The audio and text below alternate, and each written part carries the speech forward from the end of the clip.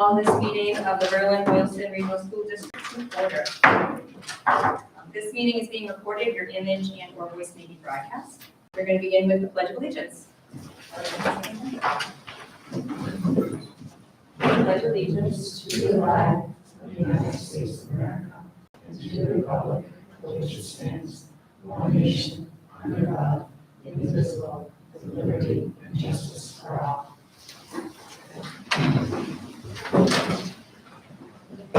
Are there any public comments? Has anyone received any communications that they would like to share?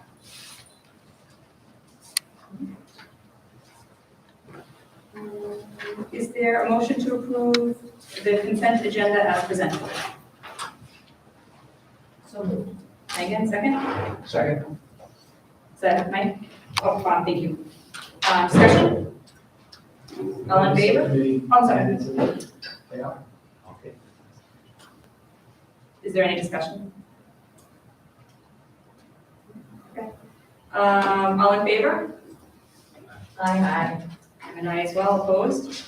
Motion to approve the consent agenda as presented passes.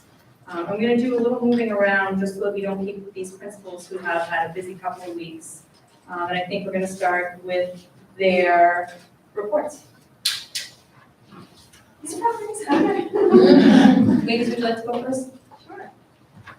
So for our report, we talked about the fact that on the 26th, which was our PDA, Karen and I presented a professional development session for staff, where we were talking about the administrative team's work on diversity, equity, and inclusion. And I had a link to our presentation that for the week, so in there. Talk about some new staff. We have Sheila Cooney, who's our special education teacher. We have Travis Garrett, who's come back to us actually, as our technology and engineering teacher. He has left for a couple of years. Katie Schmidt is a new role actually that we put in this year. So she is part school district counselor and part school counselor. And we have Gina Villana, who took over for Kara, since Kara was in the and we just hired a preschool teacher, Tricia Sims. We have paraprofessional Michelle Sander from Boylston Elementary. We also have our new paraprofessional in our preschool, Jennifer Backstrom. And we just actually, this wasn't on the list because it just happened this week, but Gail Galani just joined us. She was a sub-class, and so she's going to be a paraprofessional now too. Actually, she started this week. So. And then we have Brooke Henderson as captain. For enrollments, we had on the first day of school approximately 535 students, grades 6 through 12. And I listed all the, I broke it down by grade. The average grade size is around 80. And it was very nice. We had the PTO and student council volunteers meeting our students when they came in. Team 6 did a great job as usual, meeting with the kids and gymnasium and help them get acclimated to the school. Kara and I met with all the grades actually throughout the day to go over the handbook. And we also linked our student handbook presentation to the report so that you can see that. And one of the things that we're focusing on this year is we're starting a kindness campaign and something called Stack Bucks, so we talk about a lot for the kids as well. So far that's been going really well. For Chromebooks, we're now one-on-one for all students involved in issue a Chromebook. Which is great because we use those for educational programs and also for testing for the same sort of MCAS. And there's also a voluntary insurance policy that goes along with that as well. And for athletics, we are focused on another successful season. We had some teams do really well last year, so the field hockey and soccer teams are looking to defend their titles from last year. And also soccer teams who did very well in some state tournaments as well. Girls cross country as well, and boys are looking to improve on their season. I didn't have this in the report, but I know our football athletes did really well in Northbridge. And for upcoming events, we have school pictures on our senior class photo on the 8th. We have a PTA next week on the 21st, and our open house is on the 6th. Does anybody have any questions or comments? I just have one really quick one. I know we talked about this before, but so the program, the school handbook that's online differs from what was presented Just slightly. So meaning, the cell phone, electronic policy that's in the handbook online is different from cell phone use for high school students. So in essence, the cell phone use high school students, only that's not in the handbook online. I think we're signing off on it. Okay, Mhm. is that what you're talking about? Well, that's part A. I still have to look through it. Okay, I know we're talking about that. okay, so what people are signing off on is the presentation or the handbook? Oh, on the handbook, Okay, right.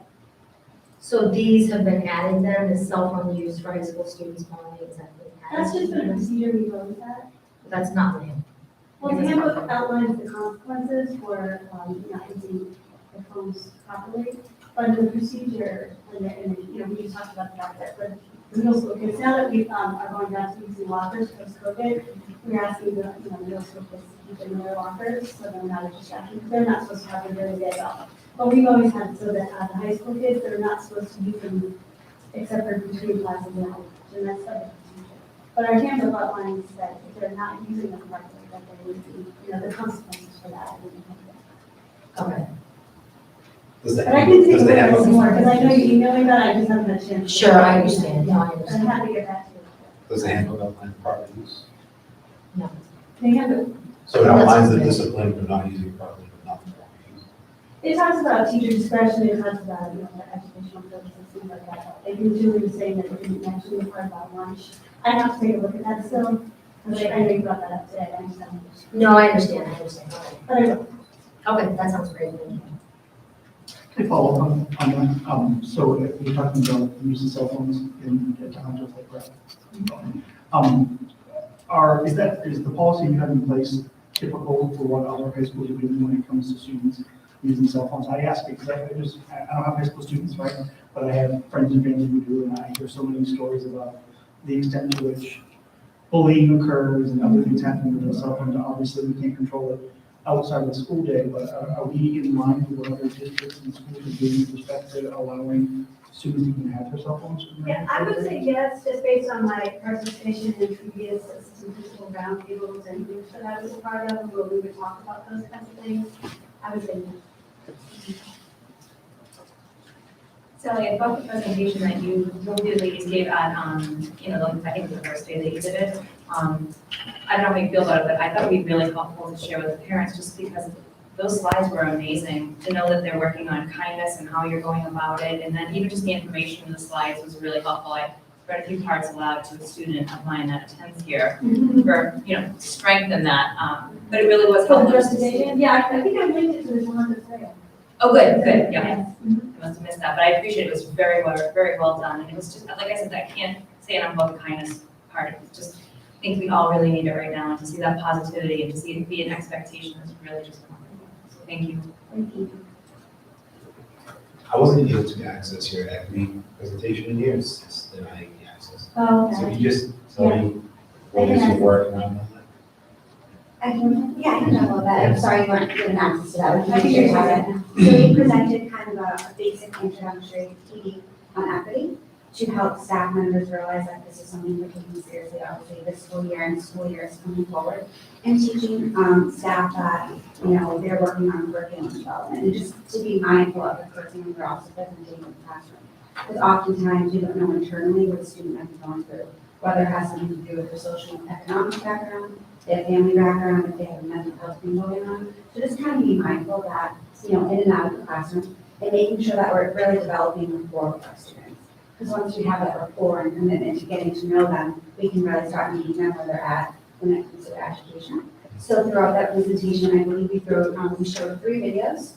One was just someone's perspective on ebbs and flows of reciprocal relationships. That was done by Ebony Green, which is a tech talk. And it just got the conversation going up. As educators, we're learning each day too from our students. And kind of enhancing the idea of what's our power, purpose, and responsibility. And the more we remind that of our students, they can also teach us too, what is our power, purpose, and responsibility each day. Because some days we know as educators, we might feel like we're not reaching our students, but you never know when they're going to realize that they got me that day. They understand what we're going through. So when it comes to equity in the classrooms, just being mindful of how to approach that. We have students that feel very comfortable here. identifying their preferred pronouns, going through their name changes, and make sure we are upholding the respect when we get through those changes.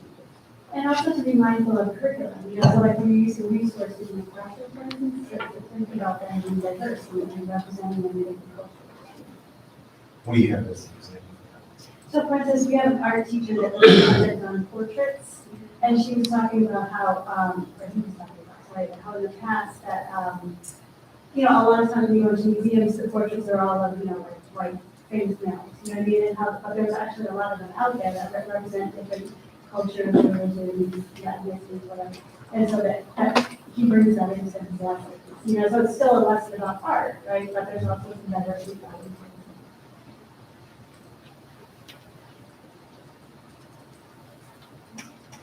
Have you requested that?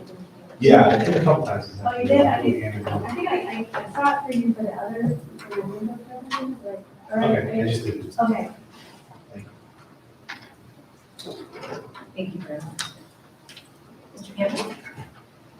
Oh, yeah, thanks very much. And of course, I have to mention my new best friend, who is not here this evening, but she's not well. It will take the fun out of claiming to be the best elementary school.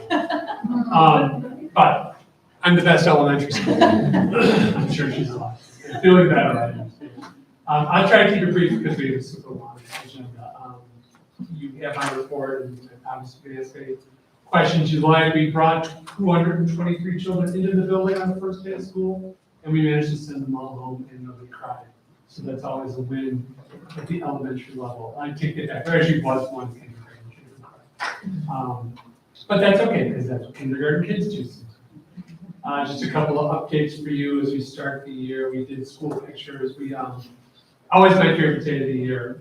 Kids that come. Well, a lot of them come dressed up, and then more of the boys come dressed up from the waist up. So they have handsome shirts and nice ties, and their shorts and sneakers. But it's a lot of fun. This year, just to give you a sample of what it's like to be an elementary school student now, because the day is a little different, and we don't have as much time in the morning, we always take a picture every year of all of the teachers. We all get together. It's a nice shot. I've got a bunch of them. Keep trying to find a nice place to hang them up. But the teachers all got together, but I only had like 5 minutes. So the kids start to come in, so we're having them wait, because it always takes longer than we think it will. Teachers are waiting, the kids are lining up, the teachers are waiting, the kids are lining up. And they all we had them sit in the gym, the kids who got dropped off. Is we're getting our picture taken, and they're sitting quietly, because they're good for early children. The bell rang, and they all stood up, and they all lined up, and off they went. First, week of school to their classes. We had to go catch them because, of course, the teachers were all right there. There was nobody to watch them in the classroom. But I was just amazed at how, this is how we do things. And I think that's part of this whole school-wide behavior program. You kind of build in for kids. These are the expectations that we have. It's the elementary version of what Sally and Kara talked about in middle high school. These are our expectations every day. Because kids take a lot of comfort in that. So picture day was a lot of fun. We have open house coming up on Thursday. You're all invited. It is a 2-hour extravaganza now. Instead of 90 minutes, we're actually in 3 sessions for parents, which is great for the few parents who have more than 1 or 2 children. Staff do there with presentations. I do in the olden days when Ms. Costello was the principal. She would have everybody come to the auditorium. She would give a lovely talk, introduce everyone, and I'm a little shy. But we do a video. I send them a link to a YouTube video where I welcome people. And Officer Goody's going to do a little something on safety. And of course, it's Officer Goody, so when I say little something, we're talking 10 minutes. But we're hoping for the best. Please feel free to come to that. And I have a lengthy list of staff who are new, and I'm not going to read it to you because you guys can all read it yourself. You went to good elementary schools. But if you have any questions. Did you say 3 sessions or 2 sessions? 3 sessions, 3 30-minute sessions today. I just sent an email out to clarify for parents at 6 o'clock. So you kind of just got it. Yeah, I'm just looking through. Oh, yeah. All right. We thought 2 45-minute sessions, and the teachers went, are you crazy? We cannot talk to adults for 45 minutes. So we had to change that. John, I'm looking at the enrollment numbers. Sure. The 223 pre-K through grade 5, how does that compare to last year? Slightly up. Okay. Not huge. But so we are seeing a kind of continued slow growth. Yes, so there's a set of houses now being built literally right next to school. I anticipate a few more children out of that. Familiar feeling, of course. As I look at this, you get 2 classrooms per each grade K through 5.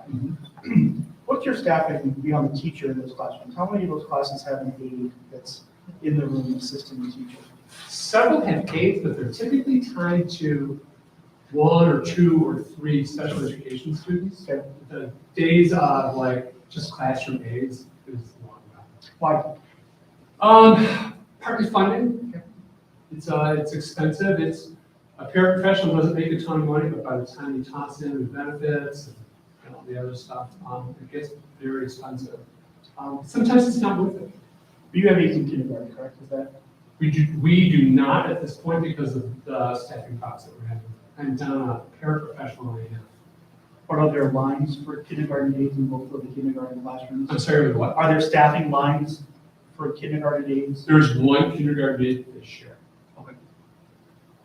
That is the one exception to it's not always helpful. Kindergarten, and all you have to do is walk into a kindergarten class. Yep.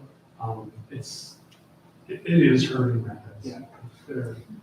They need the adult support. I see here, and I see in the BES numbers too, is with the kindergarten enrollment, you've got 41 students, so 20 and a half students in each class. I don't know where the half student goes. I'm trying to think. Yeah, 20 and a half on average between the two. You know, as that number potentially continues to increase, at what point does it require us to add a third teacher in a certain grade versus does the addition of an aide, let's say, help offset where's the break-even point where we say, hey, aide can help? In my beautiful little school, there is no room for a third teacher. Okay. If we get that big, we've got a problem, and this committee's going to be You're a there. different discussion. Unlike Boylston, where they have space, it's more just me. You're there now. You know, I look at the first grade class at Boylston Elementary, they increased by about 10 students from kindergarten year. We went from 70 to 20. If you have a similar increase in new kids coming into first grade next year, you've got 23, 24 in a classroom in first grade.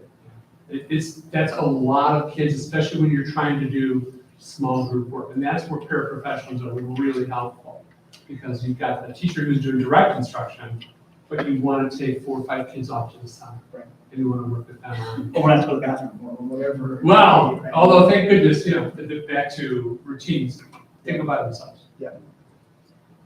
Okay. But yeah, it's going to be a challenge. And staffing is There's no space. Yeah, Berlin, we're too long. There are no entry rooms. So you can't even add, oh no, you do have 2 classes per grade. Per grade, right? Last year you only had 1 in 5th or 8th. No, we had 1 5th grade. The last time we had just 1 was 2 or 3 years ago.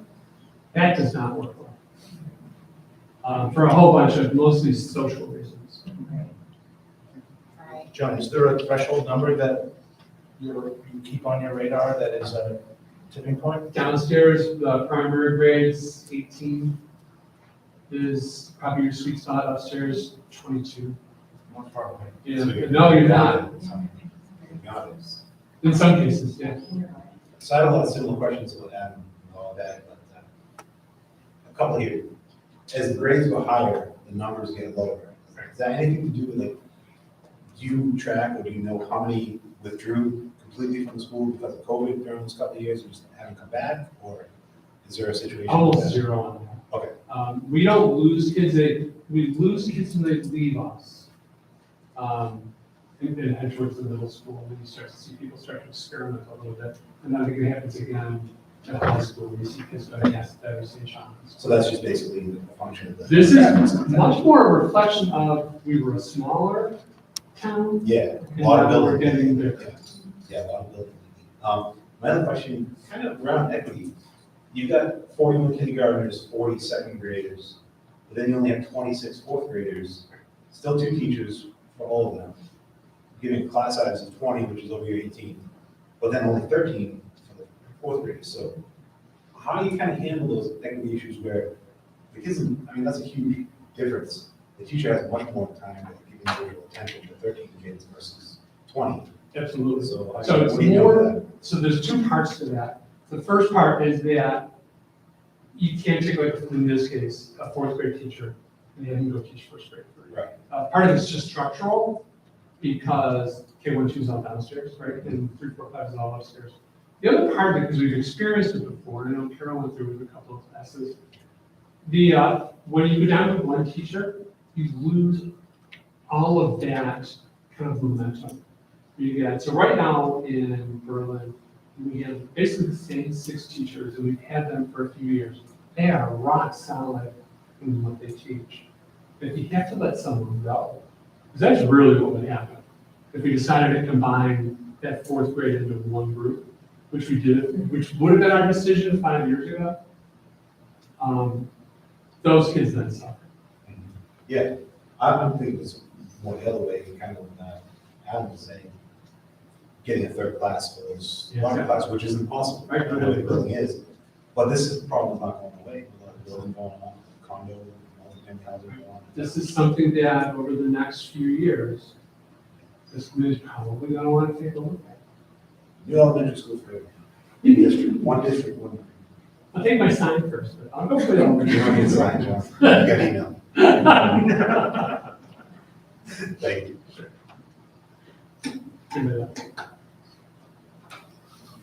I noticed that Carol Young is in there for a little while. My first year teaching, she was a first grade teacher and she was the gold standard.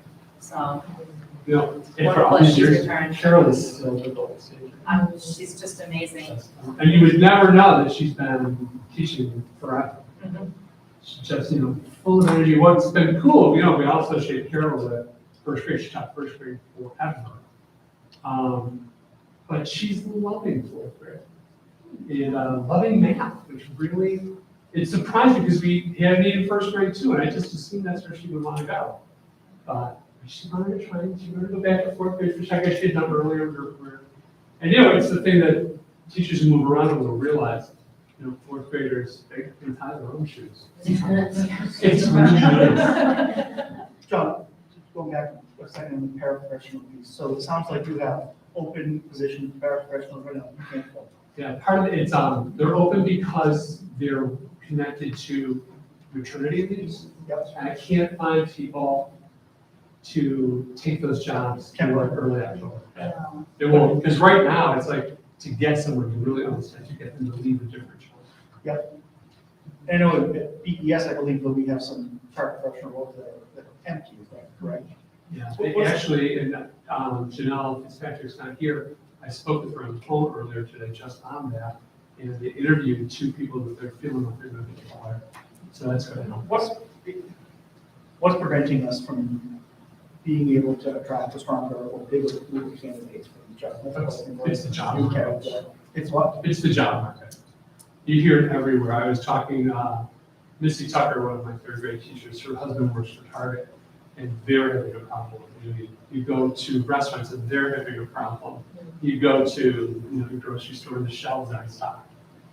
It's a problem everywhere. We put out ads for different positions, and we get I feel like somebody posted for paras, we got 9 applications. Of the 9, we could only interview 5, the other 4 were so inappropriate. I'm sure there are good and kind bricklayers, but that's not the skill set we're looking for. Of the 5 that we could interview, 3 turned us down on the phone. Did they say what? They got them the job. As paraprofessionals somewhere else, or? Somewhere closer to home, or they just decided not to. It's a really tough market. Same thing's true for teachers. Very hard. for a teacher. Also in the past, new teachers would be willing to take our jobs for a year. If there's such a shortage, they don't have to do that. To what extent, I don't know where we talked to Nancy about this in the last budget, something that we were looking at the benchmarking salary side for paras in our district compared to others. I would think that there could be opportunity to steal paraprofessionals, for lack of a better term, from other districts if we're offering a better opportunity for them, right? Is that what you find to be the It's case? very true sometimes. It is frequently the very last thing people ask me. Yeah. As far as the job pay. Mr. Zangi's been really good about paying what it takes. So I've felt more so than at other times in my time here, I have felt like I can use, the budget to kind of entice people along. And we've had to do it a few times, to get people to come in. It's especially true when it's only for a certain period of time. But like, we never found a preschool teacher. We had to kind of piecemeal that together. We only found a first grade substitute, very good. Those preschool teachers, are they part of the teachers union or are they part of the teachers union? Teachers union. Thank you. We benchmarked the Paris last year. What do our parents? What do the parents do? They're on a scale, they're on a step scale, all the other positions. I don't have them all on top of my head. Because I looked at it, it's like 20 hours. Just this range. I mean, I think in terms of $20 an hour for college, right? So it's like, especially with 8.3%, and 8.3% inflation. You can increase it. I think that's something to first look at. I think that's, certainly something to consider. Any other questions for Mr. Campbell? Thank you very much. Principals, if you would like to go, be with your families, rest after a long day, please do not feel rude leaving. We appreciate the youth panel, so thank you so much. Thank you.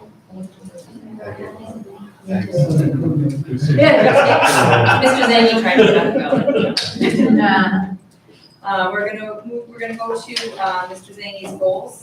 He's asked to be next, and he's ready to present. Yep. So these aren't a surprise to you. I've talked to you about them a couple of times. The student learning goal, thank you. Student learning goal, two pieces to it. One is hiring new administrators. So those are going to require a full search, which each take about 2 to 2.5 months to get committees together. So it'll be the high school principal, the assistant principal, maybe an additional assistant principal, depending on how the restructuring goes. That's why there's a question mark near next to assistant principal. The principal at BES, obviously was turning out to be a great principal in there as interim, but that'll require a full search. And then a curriculum director, I got a question mark next to that also, depending on how the superintendent search goes. And then the second part of that is the restructuring of the middle school, high school credit office. That's something we've been wanting to do for a while. So we're starting to put together a list of districts in Massachusetts that have a middle and high school in the same building, and we'll start investigating, what they do, the advantages, disadvantages. There's a cost to it, because it's most likely going to require at least one more administrative position. But certainly, teachers I've talked to in this building have said to me, this is what we've been asking for, because middle school is a very different place than high schools, and they require, a certain amount of attention, direct attention.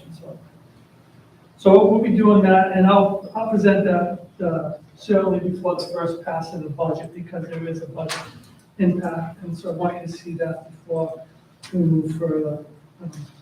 District improvement goal, that's going to be the enrollment piece, to include things like birth rate, real estate trends, new buildings in town, new building permits, and tie that to budget needs, facilities needs, transportation, just some of the things that John talked about. I don't think we're there yet, but, we keep getting these little surprises. Now, the numbers you see now for enrollment, that's opening day numbers. Those aren't the October 1 numbers. Those aren't the official numbers that we have to report. So, no one should panic or say, oh, great, we have good numbers this year, until there's always movement in the first few weeks. And so we always use the October 1 number and then the April one numbers again to see what's happened during the year. Is that significant year over year or no? Could be. I mean, I know, and John, I won't speak for John, but I know ACES had up to 5, 6 additions in one grade. So, and usually at the lower level. So, and most of the time it takes place over the summer, but you can get some movement. So we'll look at that. We expected around 55 to 60 K, which we didn't get. So we'll see. That doesn't mean, obviously, there's a lot of building going on, and that needs to be, just because you see a blip, doesn't mean, you open your eyes to it. I know when I came, I told the story many times. Say, go, enrollment's going down. I just drove up Steel.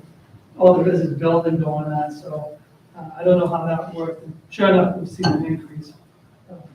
So I think we should do, more extensive enrollment projection for this year going forward as a transition, as I transition away from this position. And then the third part, the professional practice school, is the mentoring. Again, we have new director of finance and operations, new facilities manager, brand new director of people personnel. It is only 6 months into the job, and that is proven to be a handful, special education. We're still hiring personnel in that department, especially nurses. It's been very, very difficult. We're getting there.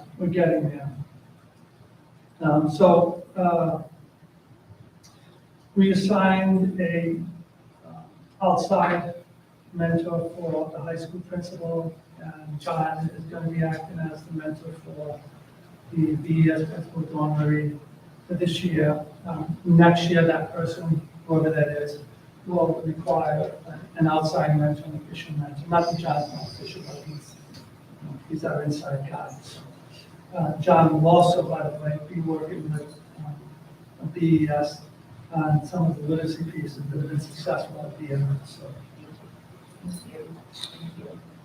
And still the principal of BMS at the same time, so he doesn't get away from school. Yeah. We have a new, some as far as the new high school assistant principal, is doing a great job, they're both doing a great job. But those are going to require full searches. Those aren't the kind of jobs that the town just says, just pick who you want. They really require a full search, and they're important jobs. I mean, that's where the rubber meets the road. They're the direct contact with the kids day to day. So we got to make sure you get the right people in those roles. So that's it. Jeff, I ask a question on goal number 2, on the enrollment projections. How are you going to do that? Is that something you'll do yourself? Is there any external, support consulting to help with some of that, or is that just? No, we're part of New England, NASDAQ, New England Growth and Developments. So, yeah, President Exile, they do searches too. They do superintendent searches as well as MASC. It's up to 25% of them. MASC does the other 75%. But they send us raw data, and they have people that you can call. So you give them a call and ask them to help with the interpretation of the data when I can't, kind of get it myself. But the principals take a look at it also. So again, they'll go out 10 years, although 10 years, it's tough to get an accurate picture. We should be able to go out 5 years, accurately. And again, when I got here, they said enrollment was decreasing. Well, if you look at the raw data, there was a little downward blip, but certainly nothing that should have caused us to say we need to reduce our budgets, which is what we ended up doing. So, you can't make that mistake. We can't make that mistake this year. We just heard John talk about his enrollments, and that's the town that has the least amount of development right now. So, Do you have a sense, Jeff, as when that raw data from NASDAQ will arrive? I usually do the presentation, it's up in the air. Sometimes, kind of mid to late November. I usually do the presentation. It takes about a month to go to the towns and, I check the records departments too, because sometimes the birth rates aren't correct. I talk to them, find out where they collected their data from, because sometimes that's all, they'll have a conversation with someone, but I've already had a different conversation with the same person. They'll talk to the towns, but I talk to them also. Sure. So the answer to your question, it varies, some, mid to late November, and then I usually have a presentation by December. The end of it. Jeff, the latest draft of the Boylston Master Plan includes a section on public schools. And one of the things it says here is that, and I wondered where they got this number from. It says that in 2020, 2021, enrollment was projected at 224. Actual enrollment was 278. 224 seems like a projection that's pretty good.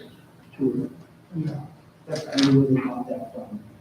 You mentioned the National Center for Education Statistics. Yeah, I don't.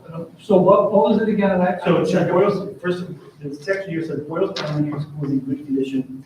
The facility is fully accessible according to the National Center for Education Statistics. Enrollment at BES has been consistently climbing.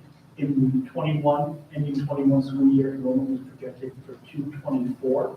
Actual enrollment was 278, an all-time high. So Adam, We're the preschool, that includes preschool as well, in that number, so I'm not sure what they're saying. The 224 is the number that kind of threw me off. Yeah, because that may not include, right, Sure. may also not. we have a meeting, I'm gonna be the school committee rep for the master steering plan committee. So they are skipping their September meeting, and we will, are you still on that email string? No, they They are going to have a meeting in October, so I can ask too, because I don't know. But you know what, I mean, I guess the more I think about it, we, in Boylston, for the last 5 years, they've consistently, I would say, outperformed the projections. But that's also because it's a rolling average, so it's like a rolling 3-year average they use. So there was a little blip in 2014, so they that may have come from that piece, but the actual numbers have consistently been outperforming the projections. Not as much in, Berlin, they're a little closer. Again, they've had less movement in town, they've had less buildings. So why, I would think if I was doing this myself, using raw data, I would start with the town census. Because you have to list everyone in your household and the ages. So, and then I would probably take averages of who moved into town using the census data, like when people moved in, and like take an average, all right, in 2022, we had, 10 people move into town. So is there any way we can figure out how they do this? I mean, that's a huge discrepancy. And again, I'll ask the master steering. Yeah, they use the local records, they use local. So they do records. use the census data. No, I don't know about that one, I know they use the local ones. But that's not going to take into account census every 1 to 10 years.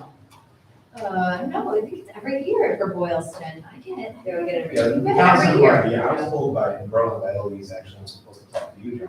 But, she has the census data, they can do the census data, no problem, but with all the new multifamily building renters don't necessarily fill out that data, but they still have kids. Oh, renters. So I a didn't lot get more that. apartments available, and she was upset that Berlin didn't have accurate numbers from renters with the new River Bridge.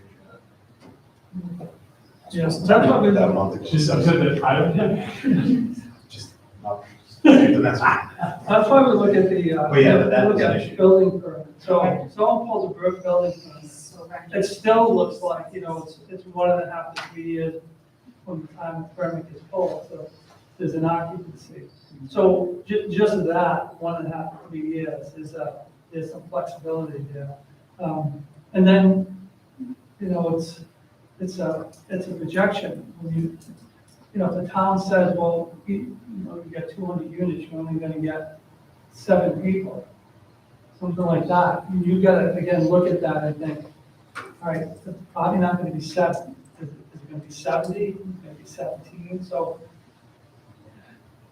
you know, some of it is just that, it's just a projection. You know, it's safe to assume we're not, enrollment isn't going down. You know, the populations in these towns are not going down, they're going up. If I just look at, in their draft here too, they have a projection just on overall town population. They have 2020 at 4849 in Boylston. In 2040, 20 years from now, they're saying when you go from 4815 to 5026, 150 people. I don't believe that that's anywhere close to the number of people that can live in Boylston in 20 years.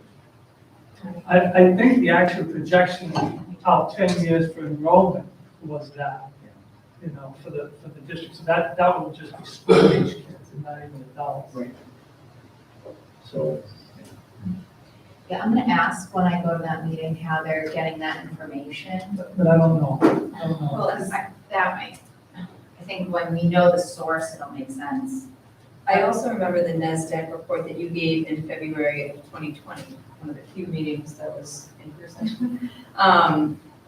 River Bridge, that's what it's called, correct, in this instance? It was being built, and the projection for Berlin over the next 5 years was 0 new students. Yeah. And I remember both Cliff and I, being in the real estate world, were like, what? Yeah, the original one was only 29. It's not a lot, It right? was 29, and then I got the update, and it said 0. I thought it was a mistake, so I actually called the guy who collects the data, and it was based on a conversation. Yeah. It's the way they figured the. Yeah, because it was, instead of 3 bedrooms, it was 2 bedrooms with an office, because you can't put a bed in there. Yeah, I think the enrollment projections, and I'll check, but I think the latest enrollment projection going out to 2030 or 2032 was about 110, 120 additional.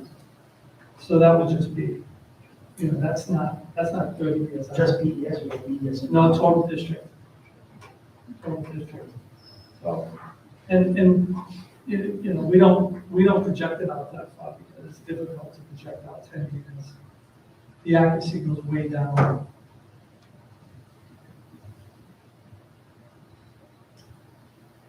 Does anyone have any questions or comments for Jeff regarding his goals? The only thing I would add is just, some of these, I think, that have some deadlines. So if you, some of these would benefit by having some deadlines throughout the year. I got one deadline, Mike. I It's do. June 30th. It's the only one you can count on. I can give you some deadlines. I can give you some, you know, I can give you some tentative deadlines. First, like, you know, you're talking about restructuring plan, right? Yeah. We don't get that until June 30th. No. I said that will be restructuring thing, that'll be within the next couple of months. That will be before your first pass on the budget. Yeah, that's what I'm So saying. your first pass on vote is December, mid-December. I'll have it before that because it needs to be put in the budget. If you're gonna vote on reconfiguring the front office, then that position has to be put into the budget. So I know I have to do it before that. Maybe said another way, just giving some visibility to timing so that we can, not to hold you accountable because we know what your real deadline is. but No, I'll put the just so time we in can here. I mean, I know in my head when this stuff has to be Just so we can done. coordinate any activities. Yeah. It'll just help with the writing process. Yeah, especially, yeah, because we're thinking ahead to writing the report, and that would be able to say, you know, deadlines, like, Yeah, I'll put something in there. Don't miss it by a day. I mean, I have some, what you say? Don't miss it by a day. We will extract points. No, I do have, I do know that some of these things are very time sensitive, so I'll make sure you have one way ahead of having to make a decision on. They're good goals. And most of them, I would think, needs to be done by this calendar year. The enrollment stuff, Yeah, the enrollment stuff does, the reconstruction, reconfiguring. reconfiguring, I guess the mentoring is kind of ongoing. That's ongoing, and the hiring stuff gets done in the Hiring, that's in the gonna spring, be early immediate. spring, probably, I'll put something on there, but, you know, the hiring should start, should have somebody hired mid to late April. You know, that's when you get the people who are the first group that's all working. So, and we have a long time, so there's no excuse not to get the first crack at these. Can I ask you one additional other question on the student learning goal? Why did you wait till now for that restructuring? Well, we had a principal retire, so it would be a good time to sort of restructure the entire piece. I mean, really, we could have just put we could set another assistant principal. But if the decision was made that we were better to have two principals, then it becomes difficult with a principal who has a year or a year and a half to go to decide, okay, it'd be very difficult to reconfigure an entire role for a principal at that time. If we didn't have COVID, maybe we would have backed it up another year, so. Yes, it could have been that transition year. Yeah, The additional principal. yeah. I mean, that's had an effect on a lot of what we're doing. Push things around a little bit. Sure. I mean, and it's not like we were waiting for Diane to go to do anything, it's just the way it happened. It's just a good time, we have a lot of movement, we have a lot of people in interim positions, a good time for the committee to look at it and have the least disruptive impact on the schools. While we're moving things around, let's decide what we're gonna do. It's probably fair to say that we weren't necessarily expecting the retirement to be happening when it was, of the previous principal. It was perhaps a little sooner than we may have projected, but. Yeah, maybe not. I wasn't totally surprised, I would say, based on conversations. Let's say I'm more surprised that I'm leaving at the end of the year.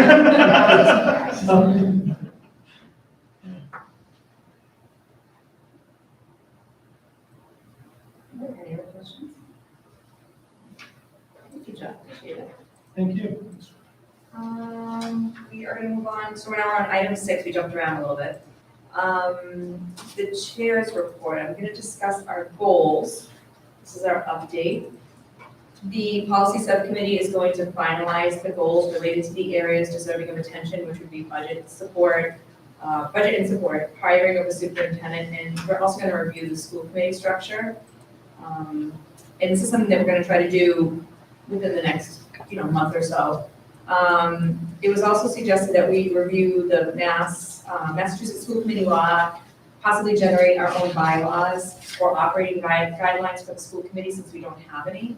That would define our purview, which we really kind of need, via a guiding document. This will be a topic that the policy committee will look at, and probably will look at it more in the winter, when things are a little bit slower and we can really dig into it. And then just lastly, as a reminder, at our last school committee meeting, because we weren't taped, we just want to let you know that we created new subcommittees for the 2022-23 year. So we have the personnel and superintendent evaluation, as well as negotiation, and that is Mrs. Julie Lee, myself, and Mrs. Megan Brill. The student success and technology subcommittee, that would be Mr. Totman, Mr. Holmes, and Mr. Wilbur. Policy and school committee effectiveness, that's Mr. Totman, Mr. Holmes, and myself. And then the budget, facilities, and safety subcommittee, that's Mr. Wilbur, Mrs. Lee, and Mrs. Brill. Point of clarification, I think the first one you listed there is actually the grill and top. That's right, you're correct, we changed that. Mr. Totman, yes, is on the, good catch. That's my fault. That's okay, no, and I should have caught it because I remember we did change that, but it looked good to me. And then just as a side note, everybody except for the top group, because there's nothing for them to work on right now, met in groups last week and got started right away. So we're digging right in. So our superintendent of schools search, Mr. Wilbur took the time to comb through the community feedback, and he's going to summarize it for us. He did a fantastic job. They were wonderful comments, very insightful. Thank you to anyone who filled that out for us. It was truly helpful, and you had a lot of great ideas. So Mr. Wilbur. And Carol looked at this as I handed her a copy and said, you're going to ask me all these questions. There's about 400 questions on this community, so I think. I was starting to think when you were holding off in the interview that we really were. Question number 1. So and I've talked to a couple of you one up, I think it's incredibly nice to see the community responding in this way to this request. You know, we gave them some open-ended questions to respond to. We got 112 responses, strong number of them from EES and Tohoto in particular, and a number of teachers and staff who also participated. Many of those anonymously, many of them did share who they were, and we're willing to do that. The three questions we asked were, what do you think the top 3 district priorities for the next superintendent to address? What qualities or experiences are important to seek in the next superintendent? And what questions would members of the community most like a candidate to answer? So the document in front of you here summarizes number 1 and number 3, which I thought were both relevant to tonight's interview. Number 2, which is what are we looking for in the next superintendent, what qualities are we looking for, probably is more relevant to an actual discussion of whether to appoint somebody. But tonight we're not doing that, we're simply interviewing a candidate. So what you'll see as you go through this, the second page summarizes some of the results across the first question. That first question was about top priorities, and I put in the parentheses about how many times a certain topic was mentioned by somebody. So you'll see that the 2 most common areas that people mentioned were recruiting, retaining, and developing exceptional people for the district, and academics and student success. Those were far and away the most common areas that people wanted to have us think about when it comes to the next superintendent. A third one, close third, was around communication, culture, and community engagement. And so there's some examples there I quoted. You all have full access to all these results, but I quoted some kind of representative examples of what people did have to say in those areas. And then 4 and 5 also with over 20 mode responses there. We've got a budget enhancement and resources as well as health and wellness. And then you'll see at the bottom some other areas that came up, safety, equity, inclusion, bullying, harassment, and technology. So we've got a sense as to what people are most concerned with or interested in seeing as we move forward. And then the other 6 pages are all the questions people suggest, 5 pages, people suggested we ask. And so those questions are bucketed into some different areas, school climate and culture, aligned with what we saw as areas of focus, communication and community engagement, student outcomes, a lot of questions about leadership style, management style, and goals and plans for the district, budget, facility, and safety, health and wellness, equity, diversity, and inclusion or inclusivity, and also questions about the candidate's past experience, and there's some other questions that we didn't really pick any of those that I looked at them, but we certainly aren't going to run out of questions tonight to ask, so I think that will help us a little bit, but at the same time, we're in no way bound to just ask these questions. We may choose to put them how we choose. So I hope it's helpful for everyone tonight. I think we really owe a debt of gratitude to the community for how many people really did put thought into this. I would say of all the feedback we've collected via surveys from parents in the community over my last year in the school committee, I found this to be really helpful. And I think the open-ended nature of it is probably part of why we had to actually type words that make sense. So, here we go. Thanks, Lynn. Madam Chair, may I, can you please send me a copy for the record? Yes. Thank you. Question. Did anyone want to start by asking their own question? We put them sharp things or we? I mean, these are great, they're one, they're going, I'm sorry, what? I was just going to say, do we want to start something opening statement from her or any? Oh, yeah, that actually be great. Do you have anything that you want to present to us, Carol? That was a really good. I'm so Oh, sorry. thank you. apologize. No, I would. Well, good evening, everyone. I'm excited and I'm honored to be here this evening to interview for the position of superintendent of schools for the Rollwell School District. You know that I'm a passionate educator and I've been in this district, this is my 15th year. I care very deeply, and I want the school committee to know that, and also the families at home and the teachers, about the children in this district. I put a lot of time and energy into making this the best possible educational experience for those children, for their families, and for the community, and for the staff.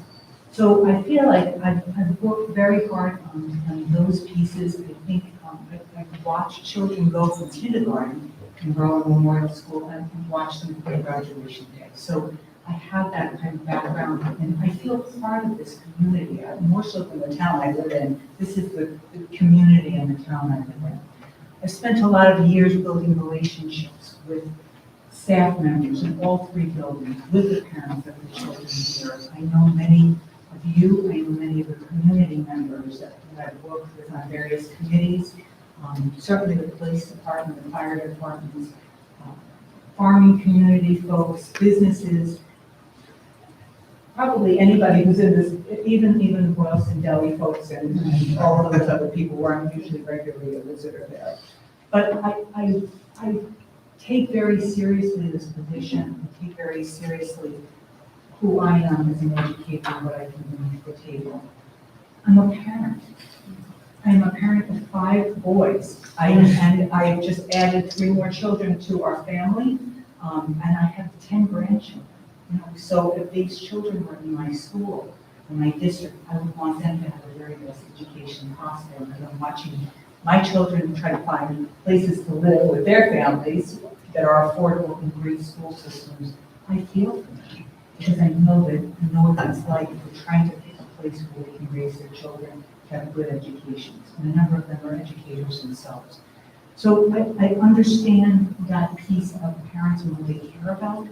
And I think that I can speak to that, and I think I've been trying to be supportive of the way parents are thinking about things today. Staff relationships, definitely have built those through the years. I feel that the staff will talk to me about many questions that they have. We work together on committees, and we work together to support their growth as educators. And so I know all of them, the custodians, the cafeteria workers, they're part of my daily life in the buildings, and I spend time with them. And so I think I know them and they know me. Probably even tonight as I'm here in a very different way, a personal and a professional way. I do try to make those connections with them. I want to talk to you about experience and expertise in the field. So in addition to this role, I'm assistant superintendent, backing up, I'm always a teacher first. I have been a teacher for a number of years in various grade levels. I taught first, 6th grade, 4th grade. So I spent time doing that work. I was a curriculum specialist. I moved into assistant principal position in another district.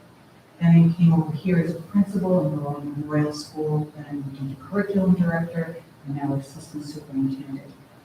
I serve on a number of Massachusetts Association of School Superintendent committees. I've been involved in a number of seminars and leadership trainings with them, and leadership trainings with others.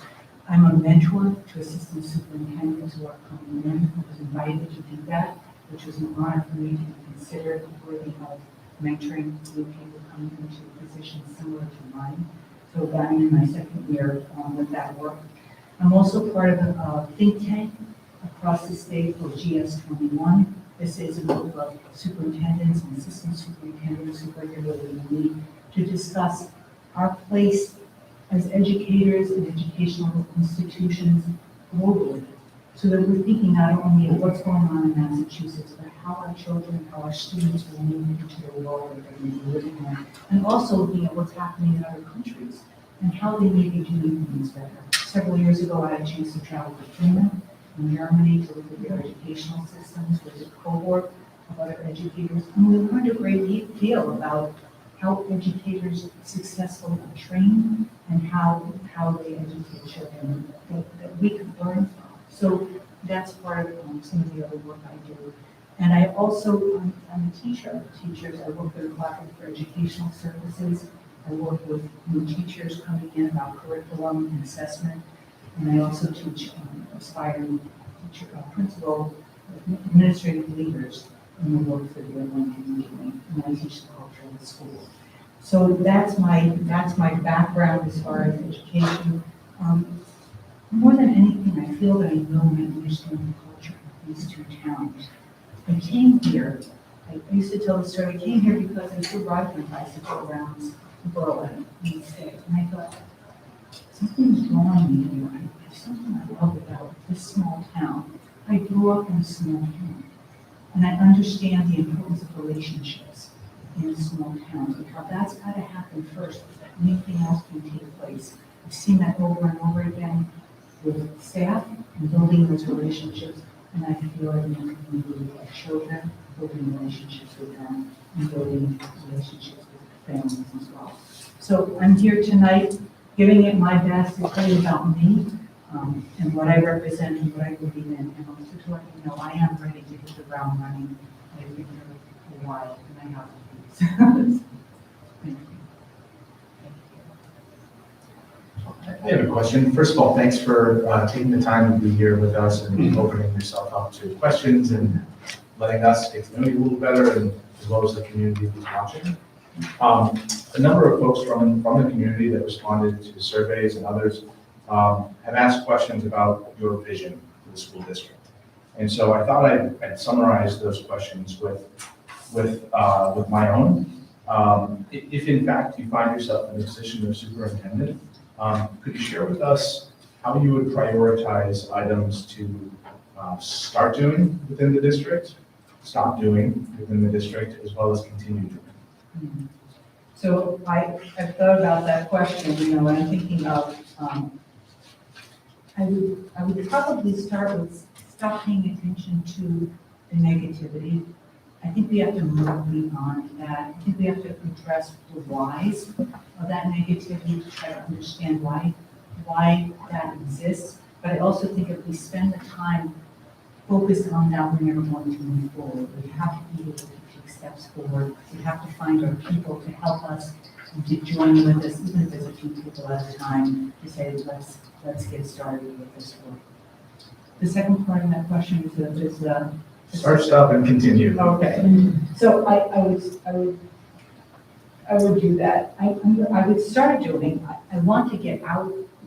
Usually my work is behind the scenes, and it has been that way, but I want to start getting out more and be very visible in the community by being able to attend various functions, events, sports programs, things that are going on and happening with our students, PTO meetings that I have been at in the past, certainly in CPAC, but really getting a sense more so in those areas, as well as outside in the community, because those folks are important to us. I think it's important to tap into some of the corporations we have in these towns and introduce myself there.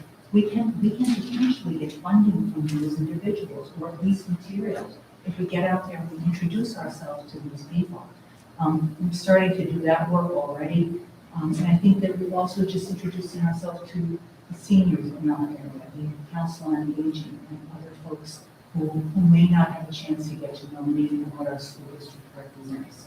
If they don't know us and don't understand who we are and what we're about and what our priorities are, when it comes time for that town meeting, they're going to waver on whether or not they're going to support the needs that we have. And I think as we've been talking about these past several weeks, years, we need to have that support from the community and change forward. Continue doing, I want to continue building relationships. I want to continue building relationships with our staff. We want to continue building it with our police and fire department. We have a wonderful crisis partnership that I had initiated several years ago by inviting the police and fire departments from the two towns to come in and meet with us. We have not had that experience before. We have moved leaps and bounds with the work we're doing right now. In fact, we're meeting on Thursday to continue to kind of tighten the information around emergency planning and notification. And that has taken time to do because we've had to build a trust among ourselves and know that we're going to count on one another when and if there are crises and other times when we need to call on one another for advice. So I want to continue building those relationships, exploring new ideas and opportunities like the internship program at the high school, exploring possibilities for new funding, and always looking out that way. And I think just getting to know how to do better and to approach all of this through a different lens as the leader now in the market system. Thank you very much. I have a question. I have several, but I'm gonna do one, and I'm gonna share the floor. Here's to do these questions. Okay, I'm very excited that you could potentially be the next superintendent. So So, just saying. So communication, and let's speak specifically about Tohoto, because I think I'm a product of Berlin, and communication in Berlin elementary school has always been great, with voice, and I would assume it's also great with elementary school. When we transition up to Tohoto, the general feel with the parent community is that communication just drops off, despite the newsletter, just feels like the school doesn't want that parent support, where you come out of the elementary schools and, you know, everyone, we're all in, right, as a community, right, we build that relationship. When we come out, we don't get the sense of that as a priority. So my question would be, how would you, or what sort of ideas would you have to create that relationship with the community, so the parent community feels that the school wants to hear what they have to say, or wants to involve, and that the communication there at that level is stronger. I think there's two parts to that. I think first has to do with leadership and who we select as the leaders in those buildings, the principals, because the principals drive the culture in each of the buildings. They drive the culture of our whole district. It's my responsibility. I'm looking at John, and he knows it because we've had these deep conversations at times and difficult conversations. The superintendent drives the principals and what the expectations are in each of those numbers. We feel that that's a priority. They need to know that, and they need to show evidence that that is going to be the priority in that school. But I think it's also choosing those good leaders too, when we have opportunities to look for individuals who will promote that and who will start to build that trust and ask of those teachers specific things like reaching out, whether it's newsletters, and we've done a lot of work in our negotiations around parent conferences. We've been trying to break through and open up new avenues to do that. So I think it's around that leadership piece. The second piece, and I think that part of that is on a district level as well, is the communication piece that you're speaking of. Not just at the middle high school level, but all of the levels. There was a quote one time that struck me in a presentation that said, if we don't tell our story, someone else is going to tell it for us. And that has always resonated with me because I think that's really true. A lot of what we read on social media is the negativity because we're not out there promoting ourselves. This district is doing such wonderful things. We have staff that are doing, you just saw Lisa Sequeira came a couple of weeks ago, right, to promote the work she's doing in biology. How often do you hear about that? Years ago, we used to have, when I was a Berlin principal, and things were very different in that world. I used to bring in groups of students to do a little presentation every single time I had a Berlin school committee meeting. We may want to do something at least like that for a number of our meetings, because don't you want to see the children, the students, and what they're doing? I think that's like, we all talk as adults, we all have grand ideas, but the children are doing amazing things, and they bring thoughts and ideas. We love to have their voices out here, so you can hear and see what they're doing. We have social media to our advantage, through Twitter, through Facebook, which you've just started now, that we can promote. We have newsletters, we have blogs we can be doing. I think showing up at the table to these different events and honoring the work that teachers are doing with students when they have opportunities like exhibitions in the high school. I used to not get invited to the exhibitions. I think that people didn't think, I don't know, I don't even want to surmise why I wasn't invited. I started going the past couple of years to the high school exhibitions, and if you have not had a chance to go, these are the seniors, John's son was in. They take my breath away. These students read a variety of books, they select the material they're going to read, and they take interpretations on specific themes. And they present that to the audience, they act it out, they discuss it, they take questions from the audience. It is a college level material going on there, and it blows me away every single time. But I look around the audience, wouldn't it be wonderful to invite the public? And some of our seniors from the senior center to come, parents to come in and see what's going on. So I think we have to work on promoting ourselves and the good things that we do as well. Otherwise, we're radio silent and we allow the negativity and the toxicity to the district, into the schools.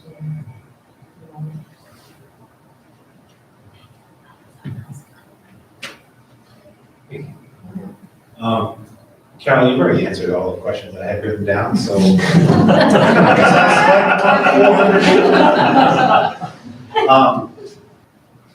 I never thought I would ask this question, but do we have a diversity, equity, and inclusion problem in this district? Yeah, I would say we do. Okay, And it's so subtle that our first reaction, and we went through this at an administrative team, we don't have a problem with equity, because we think of connect equity right away to racial equity. We absolutely have a population here of students who are elves or English language learners, who are coming in from other countries, but it's not so visible. And what ends up happening with those students, there's a term for it, I want to say whiteism. They blend into the culture and they actually lose their own culture because they try to become Caucasian. They try to fit in with the group. So we don't see it, it's very subtle. So we're trying to raise awareness of that piece of the equity position. We also have to look at the socioeconomic level of our students and the opportunities that we have here to support those students. The equity initiative started several years ago based on the fact that students can afford field trips. There were those that could and those that couldn't. And students who came from families of money were able to go to very beautiful and exotic places to travel and have educational experiences. They were even able to go on other types of field trips that were within the country because they had the funding to do it. The equity plan was designed originally to be thinking about how we're going to fund those opportunities for those children as well, because that's an equity to allow that. Opportunities in courses. There are students, and we may get into special education a little later, but I would say, those are all our children. And if a student who has an IEP wants to take an AP course, or a course of rigor, even if it's an honors course, and they want to work at it, my God, you gotta give them an opportunity to do that. We owe it to our kids to step up and give them a chance to at least take those courses, even if they don't go for the test at the end of the AP time period. So I think part of that is acceptance of who our children are in school and meeting each of their needs, where they're at. Special education, near and dear to my heart, so we talk about them too.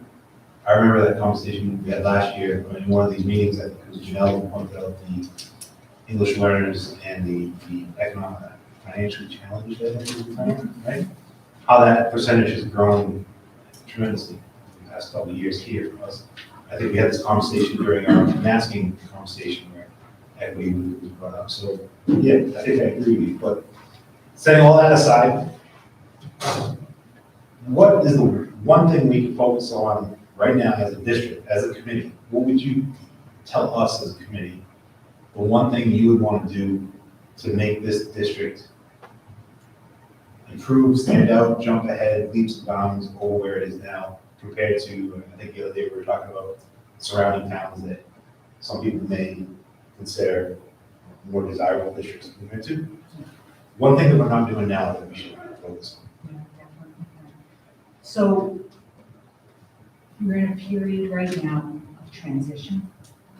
Jeff spoke about that, the principal spoke about that in the report. Changes in administration, changes in the leadership and staffing. But I also think the bigger picture, this is going to be a period of transformation. We're at a crossroads right now, and we can go forward and we can move ahead to greater things, to just greatness as a district. But we have to do that together. We're dealing with fraud of the pandemic, and anybody who denies that has got blinders on. We hear it across the nation, we hear it across the Commonwealth, and we feel it in our district. So this period of time is an opportunity for us to regroup again. One of the things I've been talking about with the administrators, and I would want to move forward with all of us, is an initiative called the Portrait of a Graduate. Many high-level districts are taking part in this program. The program enables us to come together collectively as a community, not only just all of us, and we would be involved, certainly all of the school committee members, parents, community members, to sit down and say, it's an initiative for a vision of who our district is.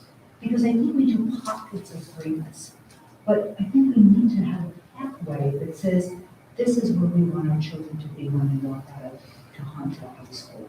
This is what the skills and competencies we want them to be able to have. And that we all have consensus around that. Because Julie may have a great idea, and Mike might, and John might, but it's great, but we're fragmented with that. We need to bring us together again and have those kind of discussions. And it's a systemic approach to doing this work. I've been looking at a consulting group that does this work in a very great way, who's going to be meeting with the administrative team just to give them an idea of what this is about, to explore some of the options, to talk about where we think we are right now. Because we have to go forward, you got to know where you are right now, right? Because we're all going to have a different opinion of where we are. One thing we do know is that we're hurting around the pandemic, but I think that we can move into a great, I think we have a great potential. It's there, it's just hurting right now. Don't have a better way to say it. So I would want to move into that kind of approach and bring in other stakeholders. Thank you. Perhaps we'll talk about student behavior, social, emotional learning. I know you yourself took on lunch duty at Boylston Elementary for the last couple of weeks, covering for the fact that we're understaffed there. On that topic, especially at the elementary school level, we have students who either missed out on a preschool experience altogether or had preschool, kindergarten, first grade experiences that were not what they were typically in the past. What can we be doing, and what would you want to see the district do to help young students who are struggling behaviorally with social, emotional types of things here in our district, starting now? I think that I was glad that John spoke about those students coming in knowing exactly what to do in his school, because I think it's starting to speak to things settling down as far as students getting back into routines and expectations. But I think we have to continue to read. I think we have to set the expectations, whether it's in the elementary schools and the teachers are on the same page with the principal there, the children know what the expectations are. When they have expectations, they feel safe. They feel secure. Structure is a good thing because it does make them know I'm going to be okay, and I know what I need to do. When you don't have it, it becomes chaos, and that's what those children miss. Who didn't get preschool. We had them at some of the Acceleration Academy. We had 40-something preschool students coming into that Acceleration Academy that year just to do the social emotional work, because they didn't know what it was like to be in a classroom. So I think putting that in place, setting the expectations, reinforcing those expectations is one piece of it. I think we need to continue to work hard on the social and emotional piece of our curriculum that we have, and we work on caring school community, actual curriculum in the elementary schools, K-5, that the teachers implement in each of their classrooms, where there's a set of rules or expectations for the classroom. They meet in morning meetings, class meetings, where they discuss issues and topics and how to handle that with one another, and they speak the same language, so the language carries through well into fifth grade. I think we're also putting resources in place right now. We have an adjustment counselor at Boylston Elementary School. That's been huge. Our school psychologists have been doing a lot of work with our children. In the middle high school, we're adding school adjustment counselors. We've restructured the counseling department so that we have somebody now dedicated specifically to the middle school, and he and I are going to be working on choosing the social emotional curriculum. He can actually get in and teach in the classroom. And Sally and Kara are doing a fantastic job of building that expectation around that kindness piece, kindness for everybody. And I think that's gonna take us a long way to get on the same page with that. I also think there's a piece of this that says to me as a parent, we model the expectations of our children. And if you don't think that they're watching our behavior and listening to our words and listening to what we say at home, I gotta tell you, as a mom who's had that, I'm still reminded now, 30 years later, of things I said when they were 8 years old. Remember when you said this and when you did this and then they're watching this. And I think that that's a huge piece too. It's in school, it has to be carried over at home and vice versa. So I think that when we get on the same page and talk with parents and reach out to parents and let them know we care about them too and we want to help them. The other things I just wanted to mention, the other thing we put in place last year was the BRIGHT program at the high school. Students who are coming in and transitioning from mental health facilities to hospitals used to go right back into the classroom again. That was imagine.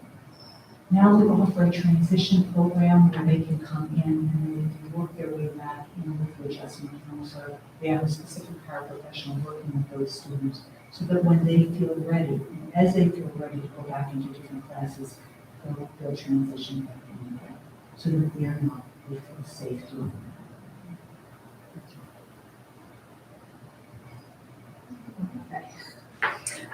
So I feel like one of the things that many people asked, but also many people have been talking about is staff, right? Teachers, support staff. So what do you think are the one or two most important things to, number one, hire great staff, and number two, retain those staff? I was listening to John talk about the teachers in Berlin and how some of them have been there for years doing the same job and they're not going anywhere. And then we look at BES and we've had a ton of turnover. So what do you think are the one or two most important things that you as the superintendent need to do to get good people that will stay? I think providing them with good mentors. We have a mentorship program here, and I think that the people that we select for mentors are committed to growing great educators. They spend a lot of time, they're required by DESE to have, and I think those people who have stepped up to do that role are critical in retaining new staff and helping them to feel comfortable in the schools and feel valued. I think it's important in my role as superintendent to touch base with those individuals and make sure they have what they need to be able to teach, and that they don't feel isolated, they feel part of the community and part of the culture, and that they understand what our culture is and what our expectations are. But I think that mentoring those teachers is really important. I also think that we perhaps undervalue, maybe that's not the right word. I think we take for granted that the people who have been here for a long time doing really wonderful things. We spend a lot of time and energy, and unfortunately, that's the nature of the job of the principals, to evaluate and to watch for folks who should not be, for whatever reason, should not be teaching. And they do a good job with that. But I think that we have to promote excellence in those teachers who have been here for a while and build their opportunities to become leaders, whether they're leaders in the departments or leaders in sports or coming forward to bring their gifts in art and music and being able to really flourish and grow as educators. We have a number of people, again, you don't hear about them, that are going for their doctorate program, or their CAMs, or their masters in administration. They're out there. And between us, I get a lot of correspondence with them because they're looking for data and information for their courses, or they have certain needs. And I think it's our job, it would be my job, to make sure that they can get what they need and get the new opportunities for teaching and learning. So actually, you just brought up a great point, because I know my son's first grade teacher was going for her master's, and we didn't know the whole year, but over the summer, she was doing like a research project, and she reached out to the parents, and I was just like, wow, you're doing all that and trying to get a master's. I think maybe it would be, just a thought, I don't know,